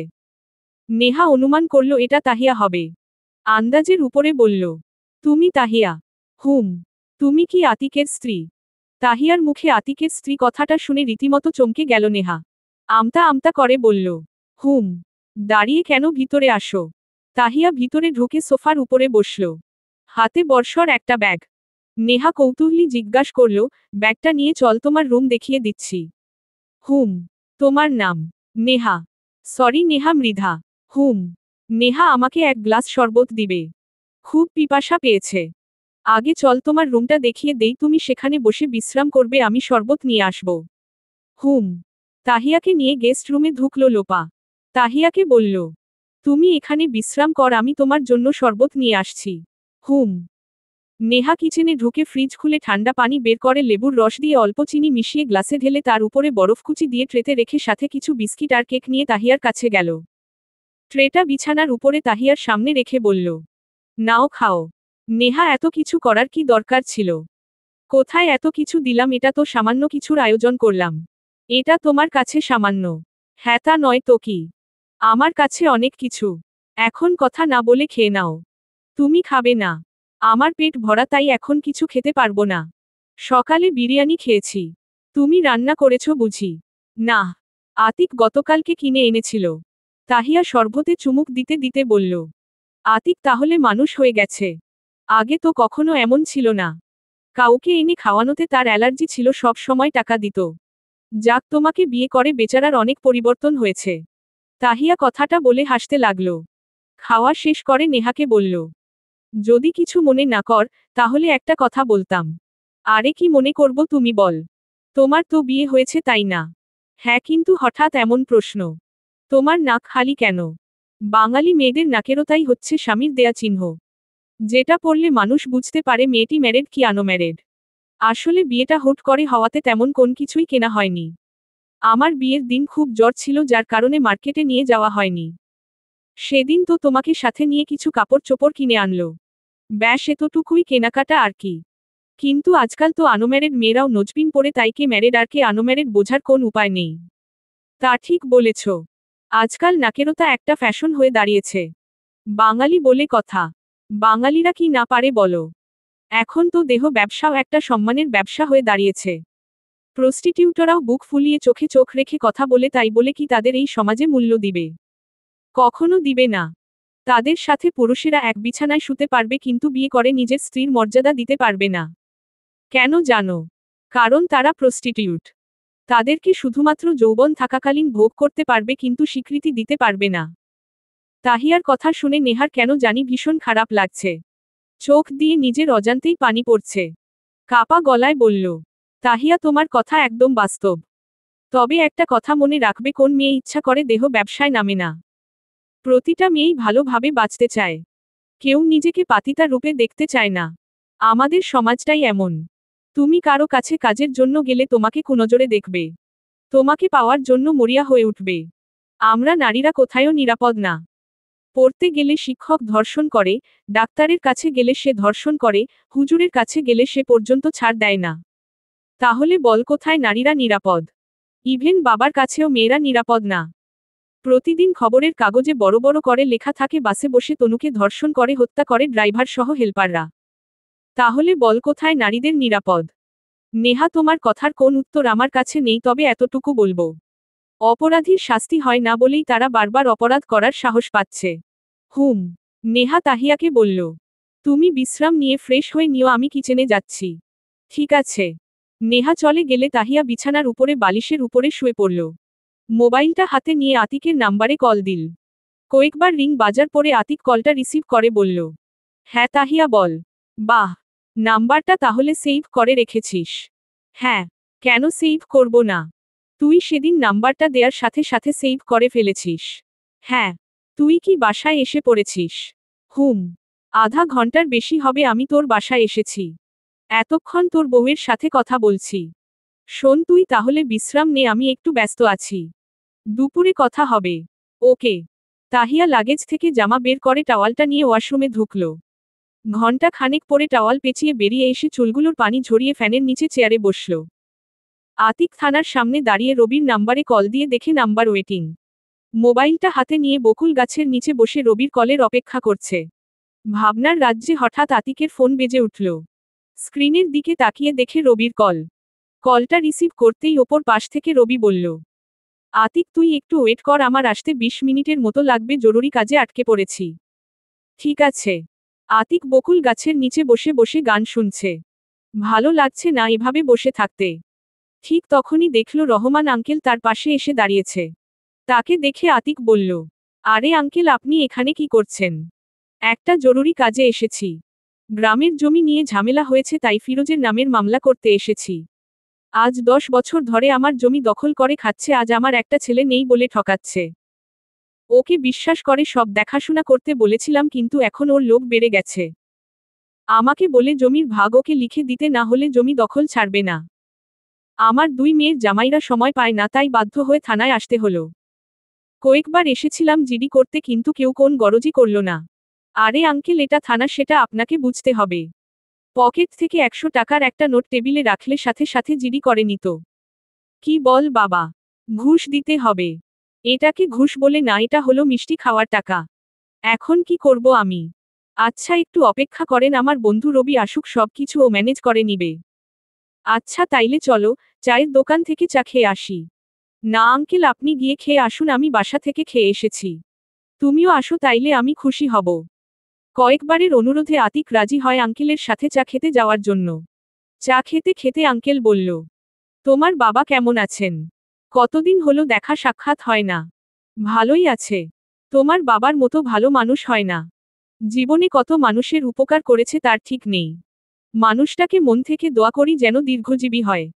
আতিকের মনে মনে খুব রাগ হলো, উনি কি বলছে এসব? আমার বাবা কবে ভালো মানুষ হয়ে গেল? তার মতো বাজে মানুষ পৃথিবীতে একটাও আছে কিনা সন্দেহ। আর সেই বাবাকে বলছে তার মতো মানুষ হয় না। রবি মোটরসাইকেলে করে থানার সামনে এসে আমাকে ইশারায় ভিতরে আসতে বলল। আঙ্কেল চলুন, রবি চলে এসেছে। ঠিক আছে চলো। আঙ্কেল চায়ের বিল দিতে নিলে আতিক বাদ সাধল। আজকে আমি বিলটা দেই, পরের বার আপনি দিয়েন। বিল পেইড করে থানার ভিতরে ঢুকল। রবি পায়চারি করছে সামনে। আতিককে দেখে বলল, ইফতি তোর সাথে দেখা করার জন্য উঠে পড়ে লেগেছে। আচ্ছা একটা কথা বলতো, তোর সাথে ইফতির সম্পর্ক কেমন? আমার সাথে আবার কেমন হবে, আমি ইফতিকে তো দেখলামই না, আগে তো দেখি চিনি কিনা। আচ্ছা চল। রবি শোন, একটা উপকার করতে হবে। কি উপকার? আঙ্কেল এদিকে আসেন। আঙ্কেল আসলে রবিকে সব খুলে বললে রবি বলল, আচ্ছা এটা কোন সমস্যাই না, দাঁড়া আমি তনয়কে ডেকে বলে দিচ্ছি। রবি সব বন্দোবস্ত করে আতিকে থানার ভিতরে নিয়ে বলল, ওই তো ইফতি, যা ওর সাথে কথা বল। আতিক ইফতিকে ডাক দিল। ইফতি। ইফতি বসা ছেড়ে উঠে এগিয়ে এসে বলল, আতিক কেমন আছো? আলহামদুলিল্লাহ। তুই? আমি আর কি থাকবো। আমি ভীষণ বিপদে পড়েছি, প্লিজ সাহায্য কর। বল, কি সাহায্য করতে পারি? আমাকে এখান থেকে বের কর প্লিজ। আমি কোন খুন টুন করিনি। আমাকে ফাঁসানো হয়েছে। তোর পায়ে পড়ি, আমাকে বের করে উপকারটা কর, সারাজীবন তোর কাছে ঋণী থাকব। ঠিক আছে, আমি দেখছি কি করা যায়। দেখছি বললে হবে না, আমাকে বের করতেই হবে। ইফতির সাথে কথা বলে রবিকে বলল, শোন, ইফতি আমার পরিচিত, তাই করতে চালান দেওয়ার আগে যেভাবে হোক এখান থেকে বের করতে হবে। কিভাবে বের করবি সেটা তুই জানিস, যত টাকা লাগে আমি দিব। তুই শুধু এই কাজটা করে ফেল। তুই যখন এত করে বলছিস তাহলে কাজ হয়ে যাবে। 40,000 টাকা লাগবে কাজটা করতে। বুঝতেই তো পারছিস খুনের আসামি বলে কথা, উপরে টাকা খাওয়াতে হবে। ওকে কালকে সকালে টাকা পেয়ে যাবি। হুম। রবির সাথে কথা বলে ইফতির কাছে গিয়ে বলল, চিন্তা করিস না, কালকে মুক্তি পাবি। আচ্ছা। ইফতির কাছ থেকে বেরিয়ে এসে সোজা থানার সামনে দাঁড়িয়ে আছে আতিক। মাথার ভিতরে হাজারো চিন্তা ঘুরপাক খাচ্ছে তার। বুঝতে পারছে না কি করবে সে। পিছন থেকে রবির ডাকে কল্পনার রাজ্য থেকে বেরিয়ে এসে আতিক বলল, হ্যাঁ বল। শোন, তুই বাসায় যা, আমি তোর সাথে পরে কন্ট্যাক্ট করব, এখন স্যারের কাছে যেতে হবে। ঠিক আছে আমি যাচ্ছি, তুই সব আপডেট আমাকে দিস। অফকোর্স দিব। শোন, টাকাটা কালকে সাথে নিয়ে আসিস। রবির সাথে কথা বলে গাড়ি চালিয়ে গেইটের কাছে গিয়ে হর্ন বাজাল আতিক। সুমন গেইট খুলে দিয়ে বলল, আসসালামু আলাইকুম স্যার, কেমন আছেন? ওয়ালাইকুম আসসালাম। সুমন, তোমাকে গতকাল রাতে বাসায় যেতে বলছিলাম, যাওনি কেন? আসলে স্যার আমি রাতে খুব অসুস্থ ছিলাম, তাই আপনার সাথে দেখা করতে পারিনি। কি হয়েছিল? প্রচণ্ড মাথা ব্যথা। এখন মাথা ব্যথা কমছে। রাতে ওষুধ খেয়ে ঘুমিয়েছিলাম, এখন কমে গেছে। ও আচ্ছা, সালমানকে ডাক দাও তো। সালমান স্যার তো ঘুমায়। আতিক ঘড়ির দিকে তাকিয়ে দেখে 1:45 বাজে। সুমন, সালমানের না সকালে বাড়িতে যাওয়ার কথা ছিল। সকাল 8:45 গাড়ি ছাড়ার কথা ছিল। সালমান স্যার গতকাল রাত 9টা নাগাদ বেরিয়ে যায় আর আজকে সকাল 6টার দিকে বাসায় ফিরে ঘুমিয়ে পড়ে। রাতে বাহিরে কেন গেছিল জিজ্ঞেস করনি? জিজ্ঞেস করার তো সময় পেলাম না। ঘুম থেকে উঠলে জিজ্ঞেস করব।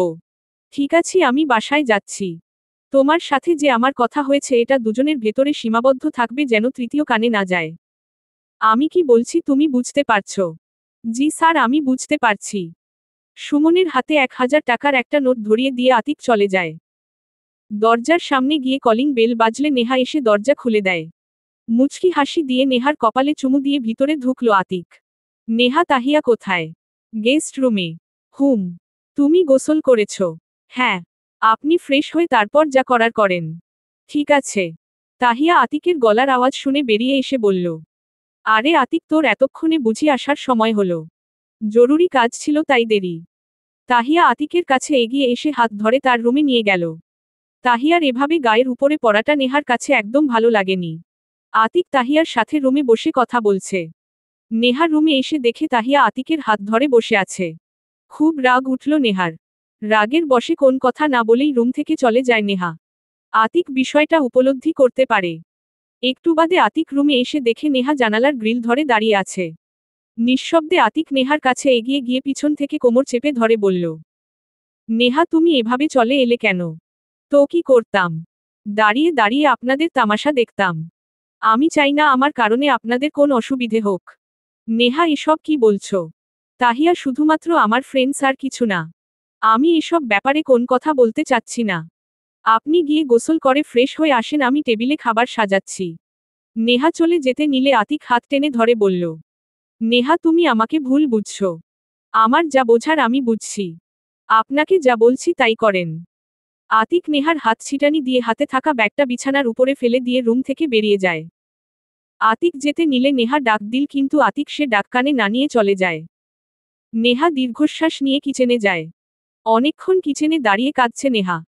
আতিকের সাথে খারাপ ব্যবহার করায় নিজেই এখন কষ্ট পাচ্ছে। তাহিয়ার ডাকে নেহার চোখ মুছে নিয়ে বলল, জি আসছি। কিচেন থেকে বেরিয়ে গিয়ে বলল, কিছু লাগবে? আতিককে দেখছি না, ও কোথায় বলতে পার। ড্রয়িং রুমে গিয়ে দেখতে পারো। ঠিক আছে। তাহিয়া ড্রয়িং রুমে গিয়ে দেখে আতিক ড্রেস চেঞ্জ না করে লম্বা হয়ে সোফার উপরে শুয়ে আছে। মুখটা ভেঙচি কেটে একা একা বিড়বিড় করতে করতে সোফার পাশে দাঁড়িয়ে বলল, এই যে তুই এখানে শুয়ে আছিস আর আমি তোকে সমস্ত জায়গায় খুঁজতেছি। আতিক কোন উত্তর দিচ্ছে না। চোখের উপরে ডান হাত রেখে শুয়ে আছে। তাহিয়া এবার রেগে গিয়ে আতিকের চোখের উপর থেকে হাত সরাতেই আতিক চোখ খুলে তাকিয়ে বলল, তাহিয়া তুই? হ্যাঁ আমি। কিছু বলবি? তুই সেই কখন আসলি, এখন পর্যন্ত গায়ের পোশাক খুলিসনি। জলদি উঠে গোসল করে আয়। আতিক শোয়া ছেড়ে উঠে হাঁটা শুরু করছে। কোথায় যাস? গোসল করতে। আচ্ছা যা। খাওয়া দাওয়া করে তোর সাথে গল্প করব। আতিক কোন উত্তর না দিয়ে চলে গেল। আতিক গোসল করে চুল মুছতে মুছতে বেরিয়ে এসে দেখে তাহিয়া রুমের ভেতরে টেবিলের উপরে বই নাড়ছে। আতিকের উপস্থিতি টের পেয়ে পিছনে ফিরে হাসল তাহিয়া। আতিক তাহিয়ার হাসির কারণ বুঝতে না পেরে কৌতূহলবশত জিজ্ঞেস করল, কিরে হাসছিস কেন? বাহরে, এখন হাসতেও পারবো না। হাসতে তো মানা করিনি, কিন্তু আমাকে দেখে হাসি কেন তাই জিজ্ঞেস করছি। আতিক, তুই অনেক মোটা হয়ে গেছিস। তোর পেটটাও সামনের দিকে ঝুঁকে গেছে। ব্যাপার কি, এত মোটা হইলি কিভাবে? আগে তো খুব করে ডায়েট করতি, এখন তাহলে এমন হয়ে গেলি কিভাবে? জানি না, তবে এখন আর ডায়েট ফাইট করি না। খাই আর ঘুমাই। সেটা তুই না বললেও আমি উপলব্ধি করতে পেরেছি। তবে জানিস, আমার না এমন মোটা ছেলেই পছন্দ। সায়নকে মোটা করার এত চেষ্টা করছি কিন্তু কিছুতেই হয়নি। হা হা হা করে হাসল আতিক। তাহিয়া, তুই তো শুকনা ছেলে পছন্দ করিস না, তাই তো আমার প্রপোজালটা ফিরিয়ে দিয়ে সায়নকে বিয়ে করলি। ভুল করেছি। এখন প্রতিনিয়ত আফসোস করছি। সায়ন তো আগে মোটাই ছিল, কিন্তু এখন। আতিক, তোকে একটা কথা জিজ্ঞেস করব, যদি তুই মাইন্ড না করিস। আমি কোন মাইন্ড টাইন্ড করব না, তুই ফ্রি ভাবে বলতে পারিস। তুই কি আমাকে এখনো পছন্দ করিস? কিছুক্ষণ চুপ থেকে আতিক হাসতে হাসতে বলল, এখনো যদি পছন্দ করি তাহলে কি তুই আমার সাথে প্রেম করবি?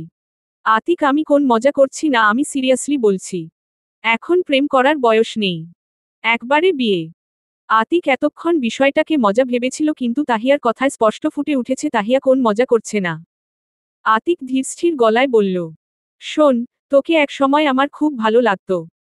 হয়তোবা সেই ভালো লাগা থেকেই ভালোবেসে ফেলেছিলাম। কিন্তু তুই তো আমাকে ফিরিয়ে দিয়েছিলি। সেদিন থেকে আমি আর কোন মেয়ের পিছনে সময় ব্যয় করিনি। যাই হোক, এখন আমার পুরো লাইফটা জুড়ে শুধুই নেহা। নেহার সাথেই বাকি জীবনটা কাটাতে চাই। ওহ, তাহিয়া, হঠাৎ করে এমন কথা কেন বললি? সায়নের সাথে কি তোর রিলেশন নেই? দীর্ঘশ্বাস নিয়ে তাহিয়া বলল, আমাদের আজ প্রায় 6 মাস ধরে কোন যোগাযোগ নেই। আমি আলাদা থাকি আর খুব শীঘ্রই আমাদের ডিভোর্স হবে। ডিভোর্স? কিন্তু কেন? অন্য এক সময় বলবো। ঠিক আছে। তাহিয়া, শোন, তুই কোন চিন্তা করিস না, আমি দেখছি কি করা যায়। আরেকটা কথা, সম্পর্ক গড়তে অনেক সময় লাগে কিন্তু ভাঙতে 1 সেকেন্ডও লাগে না। তাই যা করবি ভেবে চিন্তে করবি। আতিক, তুই কি পারিস না আবার পুরানো সম্পর্কটা জোড়া লাগাতে? সম্ভব না। নেহা এসে দুজনকে ডাইনিং টেবিলে আসতে বলল। আতিক নেহাকে বলল, তুমি যাও, আমরা আসতেছি। নেহা চলে গেলে একটু পরে দুজনে একসাথে হাসতে হাসতে রুম থেকে বেরিয়ে ডাইনিং রুমে আসে। নেহা আর চোখে দুজনকে দেখে মনে মনে ভীষণ রাগ উঠছে। নিজেকে কোনোভাবে সামলে দুজনকে খাবার বেড়ে দিয়ে নিজের রুমে চলে যায়। আতিক বুঝতে পারছে তাহিয়ার আশাটাকে নেহা স্বাভাবিকভাবে মেনে নিতে পারছে না। কিন্তু কি করবে বুঝতে পারছে না। তাহিয়াকে চলে যেতেও বলতে পারছে না। এদিকে আতিকের বাবা ছেলের বিয়ে করার কথাটা শুনে খুব কষ্ট পেয়েছে। তিনি বুঝতে পারছে এটা তার নিজের ভুলের কারণেই হয়েছে। আতিকের কোন দোষ সে দেখছে না। তার ইচ্ছা ছিল নিজের বন্ধুর মেয়ের সাথে বিয়ে দিবে, কিন্তু সেটা আর সম্ভব হবে না। তার ইচ্ছা শুধু ইচ্ছাই রয়ে যাবে।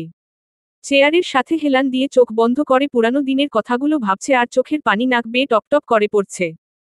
সাজানো সংসার ভেঙে যাওয়ার পিছনে তার নিজেরও দোষ ছিল। দ্বিতীয় বিয়ে করেও তার জীবনে সুখ হয়নি। প্রথম স্ত্রীর কাছ থেকে যদি সুখী না হয় তাহলে দ্বিতীয় বিয়ে করে সুখ কল্পনা করাটাই বৃথা, যা তিনি এখন হাড়ে হাড়ে টের পাচ্ছেন। আতিকের মাকে খুব মনে পড়ছে তার এই কষ্টের দিনগুলোতে। বুকের বা পাশটায় চিনচিন করে ব্যথা করে যখন আগের দিনগুলোর কথা মনে করে। আজ না খেয়ে থাকলেও কেউ খোঁজ করে না, অথচ আতিকের মাতার জন্য যত রাতি হোক সজাগ থাকত। ভুলগুলো মনে করতে করতে কখন যেন ঘুমিয়ে পড়ে আনোয়ার সাহেব। আতিক রুমে ঢুকে দেখে নেহা বিছানার উপরে ওপাশ হয়ে শুয়ে আছে। আতিক দরজা লক করতেই নেহা চোখ মেলে তাকায়। আতিক গুটিসুটি পায়ে নেহার কাছে এগিয়ে যায়। খুব আস্তে করে নেহাকে ডাকল, নেহা, তুমি কি ঘুমিয়ে পড়েছ? নিশ্চুপ নেহা। আতিক বিছানার উপরে উঠে নেহার পাশে শুয়ে পড়ে নেহাকে জড়িয়ে ধরতেই নেহা আতিকের দিকে ফিরে বলল, কিছু বলবেন? তুমি এভাবে শুয়ে আছো কেন? কপালে হাত দিয়ে দেখল আতিক। নেহা, তোমার কি শরীর খারাপ? গায়ে তো জ্বর নেই, তাহলে কি মাথা ব্যথা করছে? না, আমার কিছু হয়নি, আমি ঠিক আছি। তাহিয়ার সাথে কথা বলা শেষ। কিছু হয়নি বললেই কি হবে? তুমি বলো তোমার কি হয়েছে? তোমার কি কোন কারণে মন খারাপ লাগছে? বললাম না কিছু হয়নি। রাগ হয়ে বলল নেহা। তুমি কি তাহিয়াকে নিয়ে আমাকে সন্দেহ করছো? আমি কি আপনাকে বলেছি আমি সন্দেহ করছি? সব কথা মুখে বলার প্রয়োজন হয় না, চোখ মুখেই স্পষ্ট ফুটে ওঠে পুরো বিষয়টা। মানুষ মুখে মিথ্যা কথা বললেও চোখে তার সত্যিটা ফুটে ওঠে। আসলে আমার এখন আর এসব নিয়ে মাথা ব্যথা নেই। জীবনটা এখন এলোমেলো। এই জীবনে কিছুই পেলাম না। পুরো জীবনটাই বৃথা হয়ে গেছে। জীবনে আর কিছুই নেই। নেহা, এভাবে ভেঙে পড়লে হয়? তুমি যদি চাও তোমার লাইফটা আমার সাথে সেটেল করতে পার। নেহা, তুমি না বললে পড়াশোনা আবার চালু করবে, তাহলে আজ এমন কথা বলছে কেন? বলেছিলাম, কিন্তু পরে ভেবে দেখলাম আমার জীবনে কখনো সুখ আসবে না, তাই পড়াশোনা চালিয়ে যাওয়াটা বোকামি ছাড়া অন্য কিছু না। নেহা, আমি জানি তুমি তোমার লাইফ নিয়ে খুব চিন্তিত। আমি যদি তোমার জীবনের দায়িত্ব নেই তাহলে কোন সমস্যা আছে? নেহা অবাক হয়ে বেশ কিছুক্ষণ তাকিয়ে থেকে আমতা আমতা করে বলল, আপনি কিভাবে আমার দায়িত্ব নিবেন? ওটা নিয়ে তোমার ভাবতে হবে না, তুমি শুধু দেখে যাও আর আমার উপরে বিশ্বাস রাখো। নেহা কোন কথা না বলেই ওপাশ ফিরল। আতিক আর কোন কিছু না বলে নেহাকে জড়িয়ে ধরে শুয়ে পড়ল। নেহার পিঠের উপর থেকে চুলগুলো সরিয়ে চুমো খেতে লাগল। নেহা আতিককে বলল, প্লিজ এমনটা করবেন না, আমার ভালো লাগছে না। আতিক নেহাকে নিজের দিকে ফিরে কপালের চুলগুলো সরিয়ে বলল, বিয়ে করবে আমাকে? নেহার চোখ কপালে উঠল। কি শুনছে সে? নিজের কানকে বিশ্বাস করতে পারছে না। নেহা আবারও বলল, কি বললেন? বললাম বিয়ে করবে আমাকে। আপনি কি আমার সাথে মজা করছেন? না নেহা, আমি কোন মজা করছি না। আমি সত্যি তোমাকে ভালোবেসে ফেলেছি। আমাদের মিথ্যে সম্পর্কটাকে আমি সত্যি নাম দিতে চাই, যদি তোমার আপত্তি না থাকে। নেহা, তুমি কি রাজি আমাকে বিয়ে করতে? আপনি আবারও ভেবে দেখেন, আমি কিন্তু ভার্জিন নই। কয়েকবার ইফতি আমাকে ইউজ করেছে। ধরে নিতে হবে আমি ধর্ষিতা। নেহা প্লিজ, এই কথাগুলো সেদিন আমি ভুল করে বলে ফেলছি, তার জন্য আমি দুঃখিত। আমি অনেক বড় ভুল করে ফেলেছি সেদিন। আমি আসলে বিশ্বাস করতে পারছি না আপনার আজকের কথা সত্যি নাকি সেদিনের বলা কথা। জানেন, প্রতিরাতে কথাগুলো আমার কানে বাজে আর বলে, নেহা তুই একজন ধর্ষিতা নারী। তোর এত সাহস হয় কি করে আতিকের মতো একটা অবিবাহিত ছেলেকে বিয়ে করাতে চাওয়া? কথাগুলো আমার বিবেক আমাকে প্রতিনিয়ত মনে করিয়ে দেয়। নেহা, আমি এসব বিষয়ে কোন কথা শুনতে চাই না। আমি শুধু জানতে চাচ্ছি তুমি আমাকে বিয়ে করতে রাজি কিনা। হ্যাঁ অথবা না বলো। আমাকে একটু ভাবতে দিন, আমি আপনাকে পরে জানাবো। না নেহা, আমি কোন রিস্ক নিতে চাই না। তুমি এখনই আমার প্রশ্নের উত্তর দাও। নিশ্চুপ নেহা।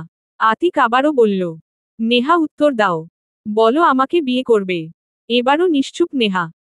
আতিক এবার রাগান্বিত হয়ে নিজের হাতে থাকা মোবাইলটা ফ্লোরে ছুঁড়ে ফেলে দিয়ে বিছানা থেকে নেমে চলে যেতে নিলে নেহা আতিককে ডাক দিল। শুনুন। আতিক নেহার ডাক শুনে থামল। মুখটা অল্প করে ঘুরিয়ে বলল, কিছু বলবে? আমি রাজি। রাজি মানে?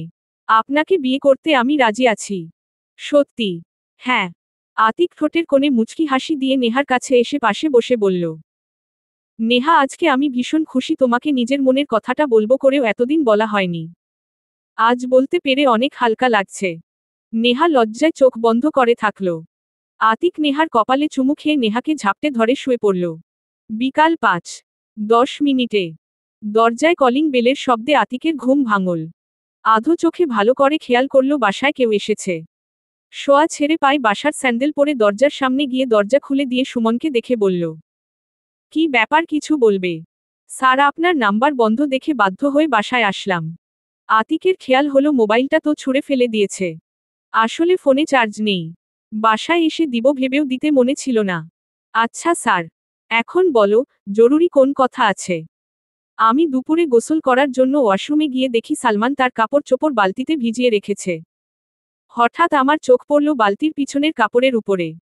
কৌতূহলবশত বালতিটা সরিয়ে দেখি একটা গামছা।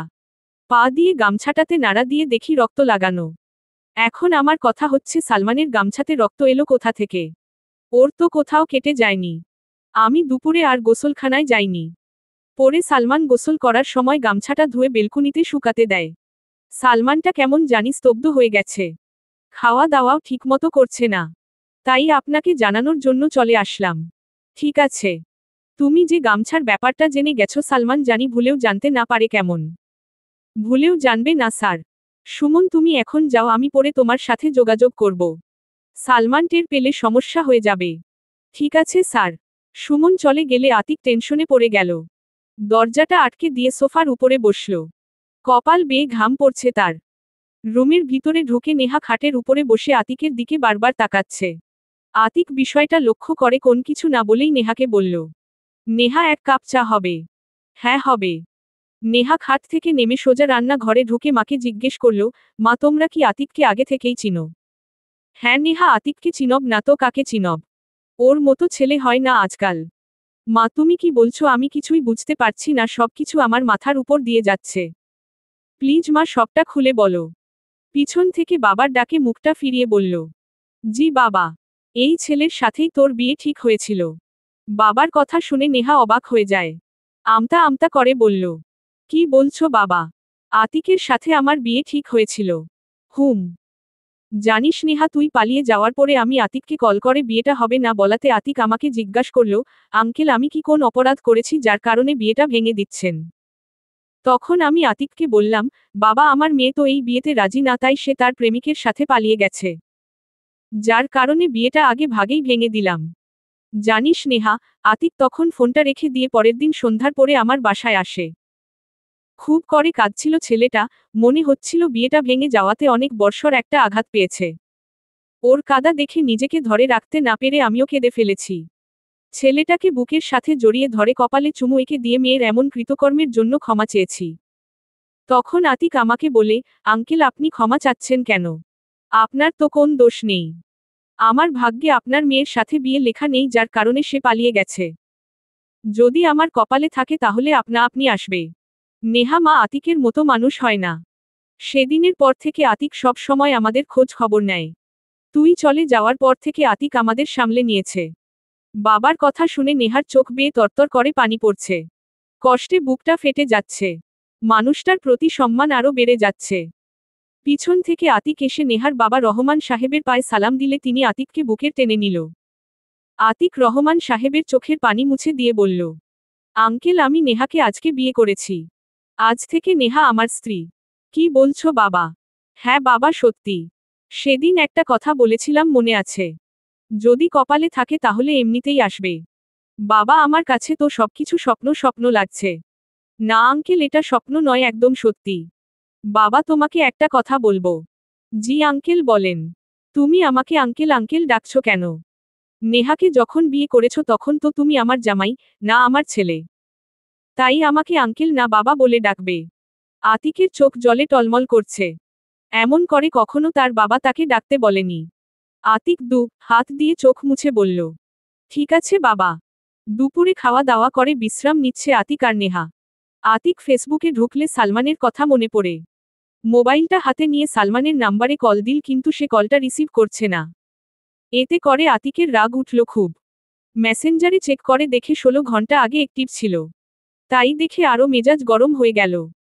মেসেজ দিল, শালা তোকে আমি দেখা করতে বলেছিলাম তা তো করিসনি, তার উপরে আমি কল করছি সেটাও রিসিভ করছিস না। এবার তোর চাকরিটা যাবে দেখিস। ফাজলামির একটা লিমিট আছে। বিকাল গড়িয়ে সন্ধ্যা হয়ে এসেছে। নেহা স্বামী নিয়ে এসেছে দেখে আত্মীয়স্বজন বাসায় আসতেছে। নেহার আনন্দ লাগছে, তার মা বাবাকে এতটা খুশিতে দেখতে পাবে কখনো কল্পনাও করতে পারেনি। এসব কিছু সম্ভব হয়েছে আতিকের জন্য। মানুষটাকে ধন্যবাদ দিয়ে ছোট করবে না, তবে সারাজীবন তার কাছে চিরকৃতজ্ঞ থাকবে। সন্ধ্যা হলে নেহার ছোট খালা চায়ের ট্রে নিয়ে রুমে হাজির হলো। দরজার পাশ দিয়ে অনেকেই উকি মেরে আতিককে দেখছে। খালা ট্রেটা বিছানার উপরে রেখে বলল, খেয়ে নিন। আতিক খালার দিকে তাকিয়ে বলল, আপনিও বসেন একসাথে খাই। আমি চা খাই না। কেন? কালো হয়ে যাবেন বলে হা হা হা করে হাসল আতিক।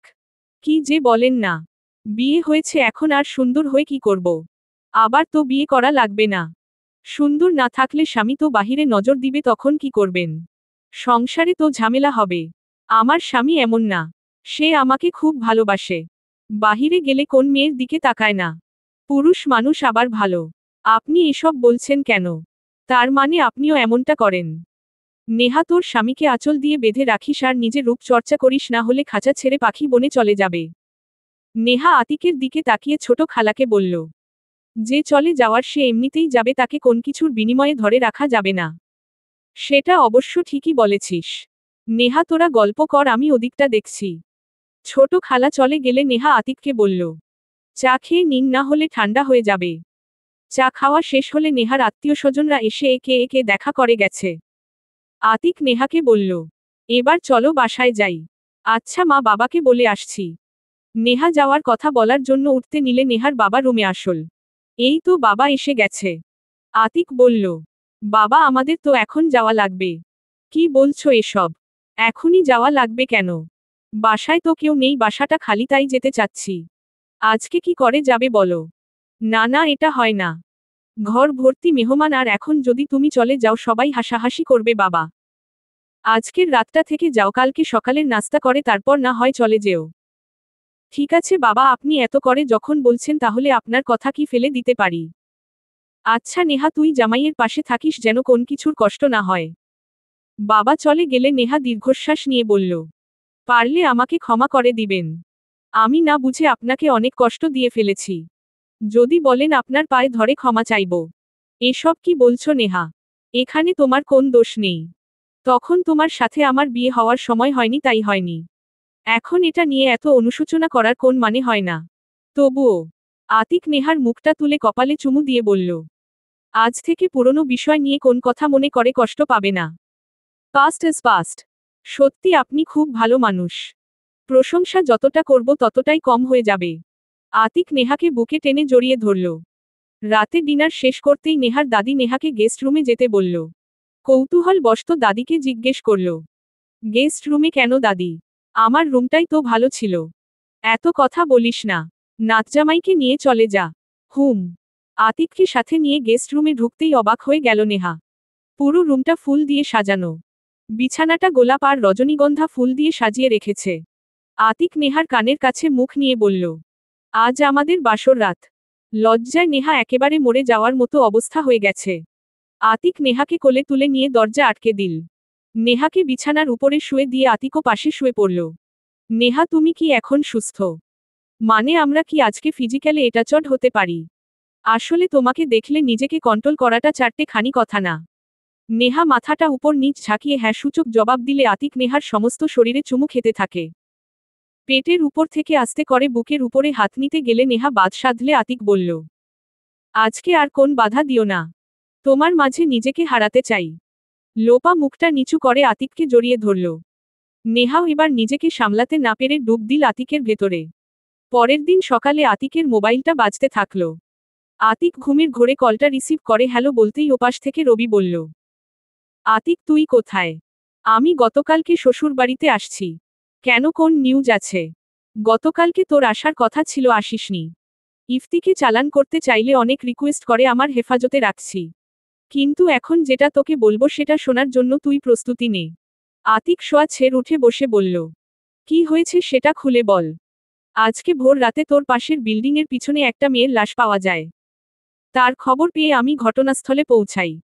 গতকালকে সকালে সর্বপ্রথম যার সাথে মেয়েটিকে দেখেছিল সে হলো সালমান। বর্তমানে আমরা সালমাকে খুঁজতেছি। তার ফোনটাও সুইচ অফ বলছে। আমরা সালমানকে সন্দেহ করছি। বিগত দিনে যে সমস্ত খুন হয়েছে সবগুলো খুন এই সালমানই করেছে বলে আমাদের ধারণা। কিন্তু তোর স্টেটমেন্ট এবং রিপোর্ট অনুযায়ী মেয়েটিকে গণধর্ষণ করে তারপর হত্যা করা হয়, তাই না? এটা তো তুই আমাকে বলছিস।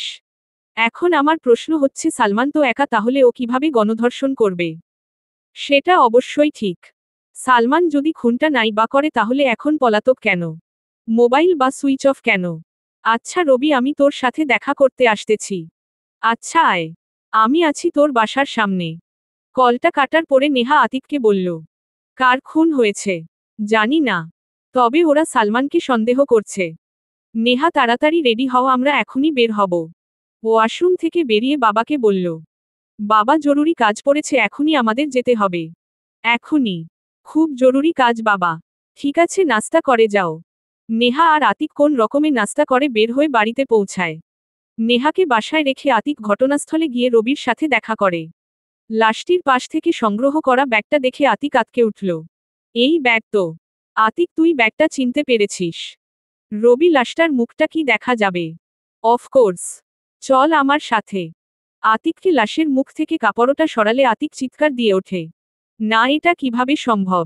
তাহিয়া তো বাসায় যাওয়ার জন্য রওনা দিয়েছিল। তাহলে কে ওকে মেরে ফেলল? ও শিট। যদি আমি নিজে গিয়ে পৌঁছে দিয়ে আসতাম তাহলে আর এমন দিন দেখা লাগতো না। আতিক, এভাবে বলিস না, এখানে তোর কোন দোষ নেই। দোষ সেই খুনির যে ওকে খুন করেছে। ছাড়ব না খুনিকে। কাছে পেলে জানে শেষ করে দিব। আচমকাই আতিকের চোখ পড়ল দেয়ালের এক কোণে। কাছে এগিয়ে গিয়ে চমকে উঠল। পিছনে ফিরে রবিকে ডাক দিলে সে কাছে এসে বলল, কি হলো? ওই যে ঘড়িটা দেখছিস ওটা আমি চিনতে পেরেছি। আসল খুনিকে ধরতে পেরেছি এবার। কিন্তু রবি, আমি কখনো কল্পনাও করতে পারিনি আমার খুব একান্ত কাছে থেকে এতগুলো খুন করে গেছে। কিন্তু কেন? সব প্রশ্নের উত্তর জানতেই হবে। রবি, আমার সাথে চল, আসল খুনিকে ধরতে পারবি। রবিকে সাথে করে আতিক বাসায় গেলে গেইটের সামনে দাঁড়িয়ে থাকা সুমন চমকে যায়। চোখ দুটো বড় বড় হয়ে যায়। তখনই আতিক বলল, রবি, এই সেই খুনি। যে ঘড়িটা পেয়েছিলাম সেটা এই সুমনের। ওর জন্মদিনে আমি ওকে গিফট করেছিলাম। সুমন গেইট খুলে বেরিয়ে যেতে নিলে রবি ওকে ধরে ফেলে। সুমনকে জিপে করে থানায় নিয়ে যায়। সন্ধ্যার দিকে সালমানের ফোন চালু করতেই মিথ্যা নিউজ দিয়ে ফাঁদে ফেলে গ্রেপ্তার করে থানায় নিয়ে যায়। একটু পরে রবি গিয়ে উত্তম মধ্যম জনকে দিলে সুমন সব দোষ স্বীকার করে স্টেটমেন্ট দিতে রাজি হলে সেখানে আতিকও উপস্থিত ছিল। আতিক সুমনকে জিজ্ঞেস করল, সুমন, তোকে আমি ভাইয়ের মতো জানতাম, আমি কখনো কল্পনাও করতে পারিনি তুই এমন কাজ করবি। সুমন অট্টহাসিতে মেতে উঠলে পুরো থানা কেঁপে ওঠে। রবি ধমক দিলে শান্ত হয় সুমন। সুমন, এবার সত্যি বল, কেন তুই এতগুলো খুন করেছিস? সালমানকে ফাঁসাতে। সালমানকে ফাঁসাতে কেন? ও তোর কি ক্ষতি করেছে? কি করেনি ও? ওর কারণে আমার একমাত্র বোন সানজিদা আত্মহত্যা করেছে। আমার সহজ সরল বোনটাকে প্রেমের জালে ফাঁসিয়ে মিথ্যা প্রতিশ্রুতি দিয়ে ওর সাথে। বলেই কাঁদতে লাগলো সুমন। কত করে সালমানকে বিয়ে করতে বলেছে, কিন্তু সে আজ নয় কাল বলে ওকে ব্যবহার করেছে। সব সময় ব্যবহার করেছে। এক সময় সানজিদা প্রেগন্যান্ট হয় তখন সালমানকে বিয়ে করতে বলে। কিন্তু এই প্রতারকটা ওকে বিয়ে করতে রাজি হয় না। তখন আমার বোন মানসম্মানের ভয়ে ছাদ থেকে ঝাঁপ দিয়ে আত্মহত্যা করে। আমি দেশে এসে খোঁজ করি সালমানকে। একদিন দেখলাম ও আপনার সাথে কাজ করে। তখনই সুযোগের অপেক্ষায় ছিলাম। আপনার এখানে লোক লাগলেই আমি ঢুকব। একদিন সেই সুযোগ আসলে এখানে দারোয়ানের চাকরি নিলাম বোনের খুনির বদলা নিতে। কি বলছো তুমি? তাহলে গণধর্ষণ কিভাবে হলো মেয়েগুলোর? এখানে এসে জানতে পারি সালমান একটা নারী পাচারকারীর চক্রের সাথে জড়িত। বিভিন্ন মেয়েদের ভুলিয়ে ভালিয়ে এনে তাদের দিয়ে দেহ ব্যবসা করে, সাথে নিজেরাও ভোগ করে। এতে ওদের টাকাও আসে, আবার নিজেদের শরীরের চাহিদাও মেটে। তবে এই চক্রটা মূলত ইফতির। প্রথম যেদিন খুনটা করি সেদিন রাতে সালমান এবং ইফতি প্রচুর মদ্যপান করে মাতাল হয়ে যায়। ইফতি প্রথমে সোনিয়ার সাথে সেক্স করে, তারপর সালমান। যখন ওদের দুজনের শরীরের চাহিদা মিটে যায় তখন ওরা চলে যায়, আর সেই সুযোগে আমার বন্ধু সাগরকে নিয়ে সোনিয়ার উলঙ্গ শরীরের উপরে ঝাঁপিয়ে পড়ি এবং বারবার সোনিয়াকে ধর্ষণ করি। যখন সোনিয়া প্রায় ক্লান্ত হয়ে যায় তখনই প্ল্যান করি ওকে খুন করে সালমানকে ফাঁসিয়ে দিব। এবং প্ল্যান সফল হয়। দ্বিতীয় খুনটাও এভাবে করি, তবে এবার আমি সালমানকে বুদ্ধি দিয়ে পথচারী মেয়েটিকে তুলে আনতে বলি এবং ধর্ষণ করি। সেদিন রাতে ইফতিও আমাদের সাথে যুক্ত ছিল। সবাই চলে গেলে আমি মেয়েটিকে আবারও ধর্ষণ করে হত্যা করি। কিন্তু তাহিয়াকে কিভাবে মারলি? সালমান যখন ভয় পালিয়ে যায় তখন সকালবেলা তাহিয়াকে দেখলাম আপনার বাসা থেকে বের হচ্ছে, তখন তাকে ডাক দিয়ে বললাম আপনি তাকে ডাকছেন। তখন সে আসলে তার মুখ চেপে ধরে আমার রুমে নিয়ে আটকে ফেলি। ভেবেছিলাম একে খুন করে ফেলে দিব, কিন্তু শরীরের তীব্র চাহিদা পাগল করে মাথা খারাপ হয়ে গেছিল, তাই তাহিয়াকে ধর্ষণ করি। মুখে গামছা দিয়ে অনেকক্ষণ থাকার কারণে সে মারা যায়। মারা যাওয়ার পরেও বারবার তাকে ধর্ষণ করি। শরীরের চাহিদা এত বেশি বেড়ে গেছে যা বলে বুঝাতে পারবো না। ইচ্ছা ছিল নেহা ম্যাডামের স্বাদ নিব, কিন্তু তার আগেই ধরা পড়ে গেলাম। নেহার কথাটা শুনতাই সুমনের গলা চেপে ধরল আতিক। কুত্তার বাচ্চা, তোর এত বড় কলিজা, আমার বউয়ের দিকে কুনজরে দেখিস? রবি, এর ফাঁসি হওয়া চাই। এটা একটা সাইকো। ছাড়া পেলে আরও মেয়েদের জীবন যাবে। চিন্তা করিস না। এর সাথে দুজনেরও শাস্তি হবে নারী চক্রের সাথে জড়িত থাকার কারণে। আতিক থানা থেকে বাসায় ফিরে নেহাকে জড়িয়ে ধরে কাঁদতে লাগল।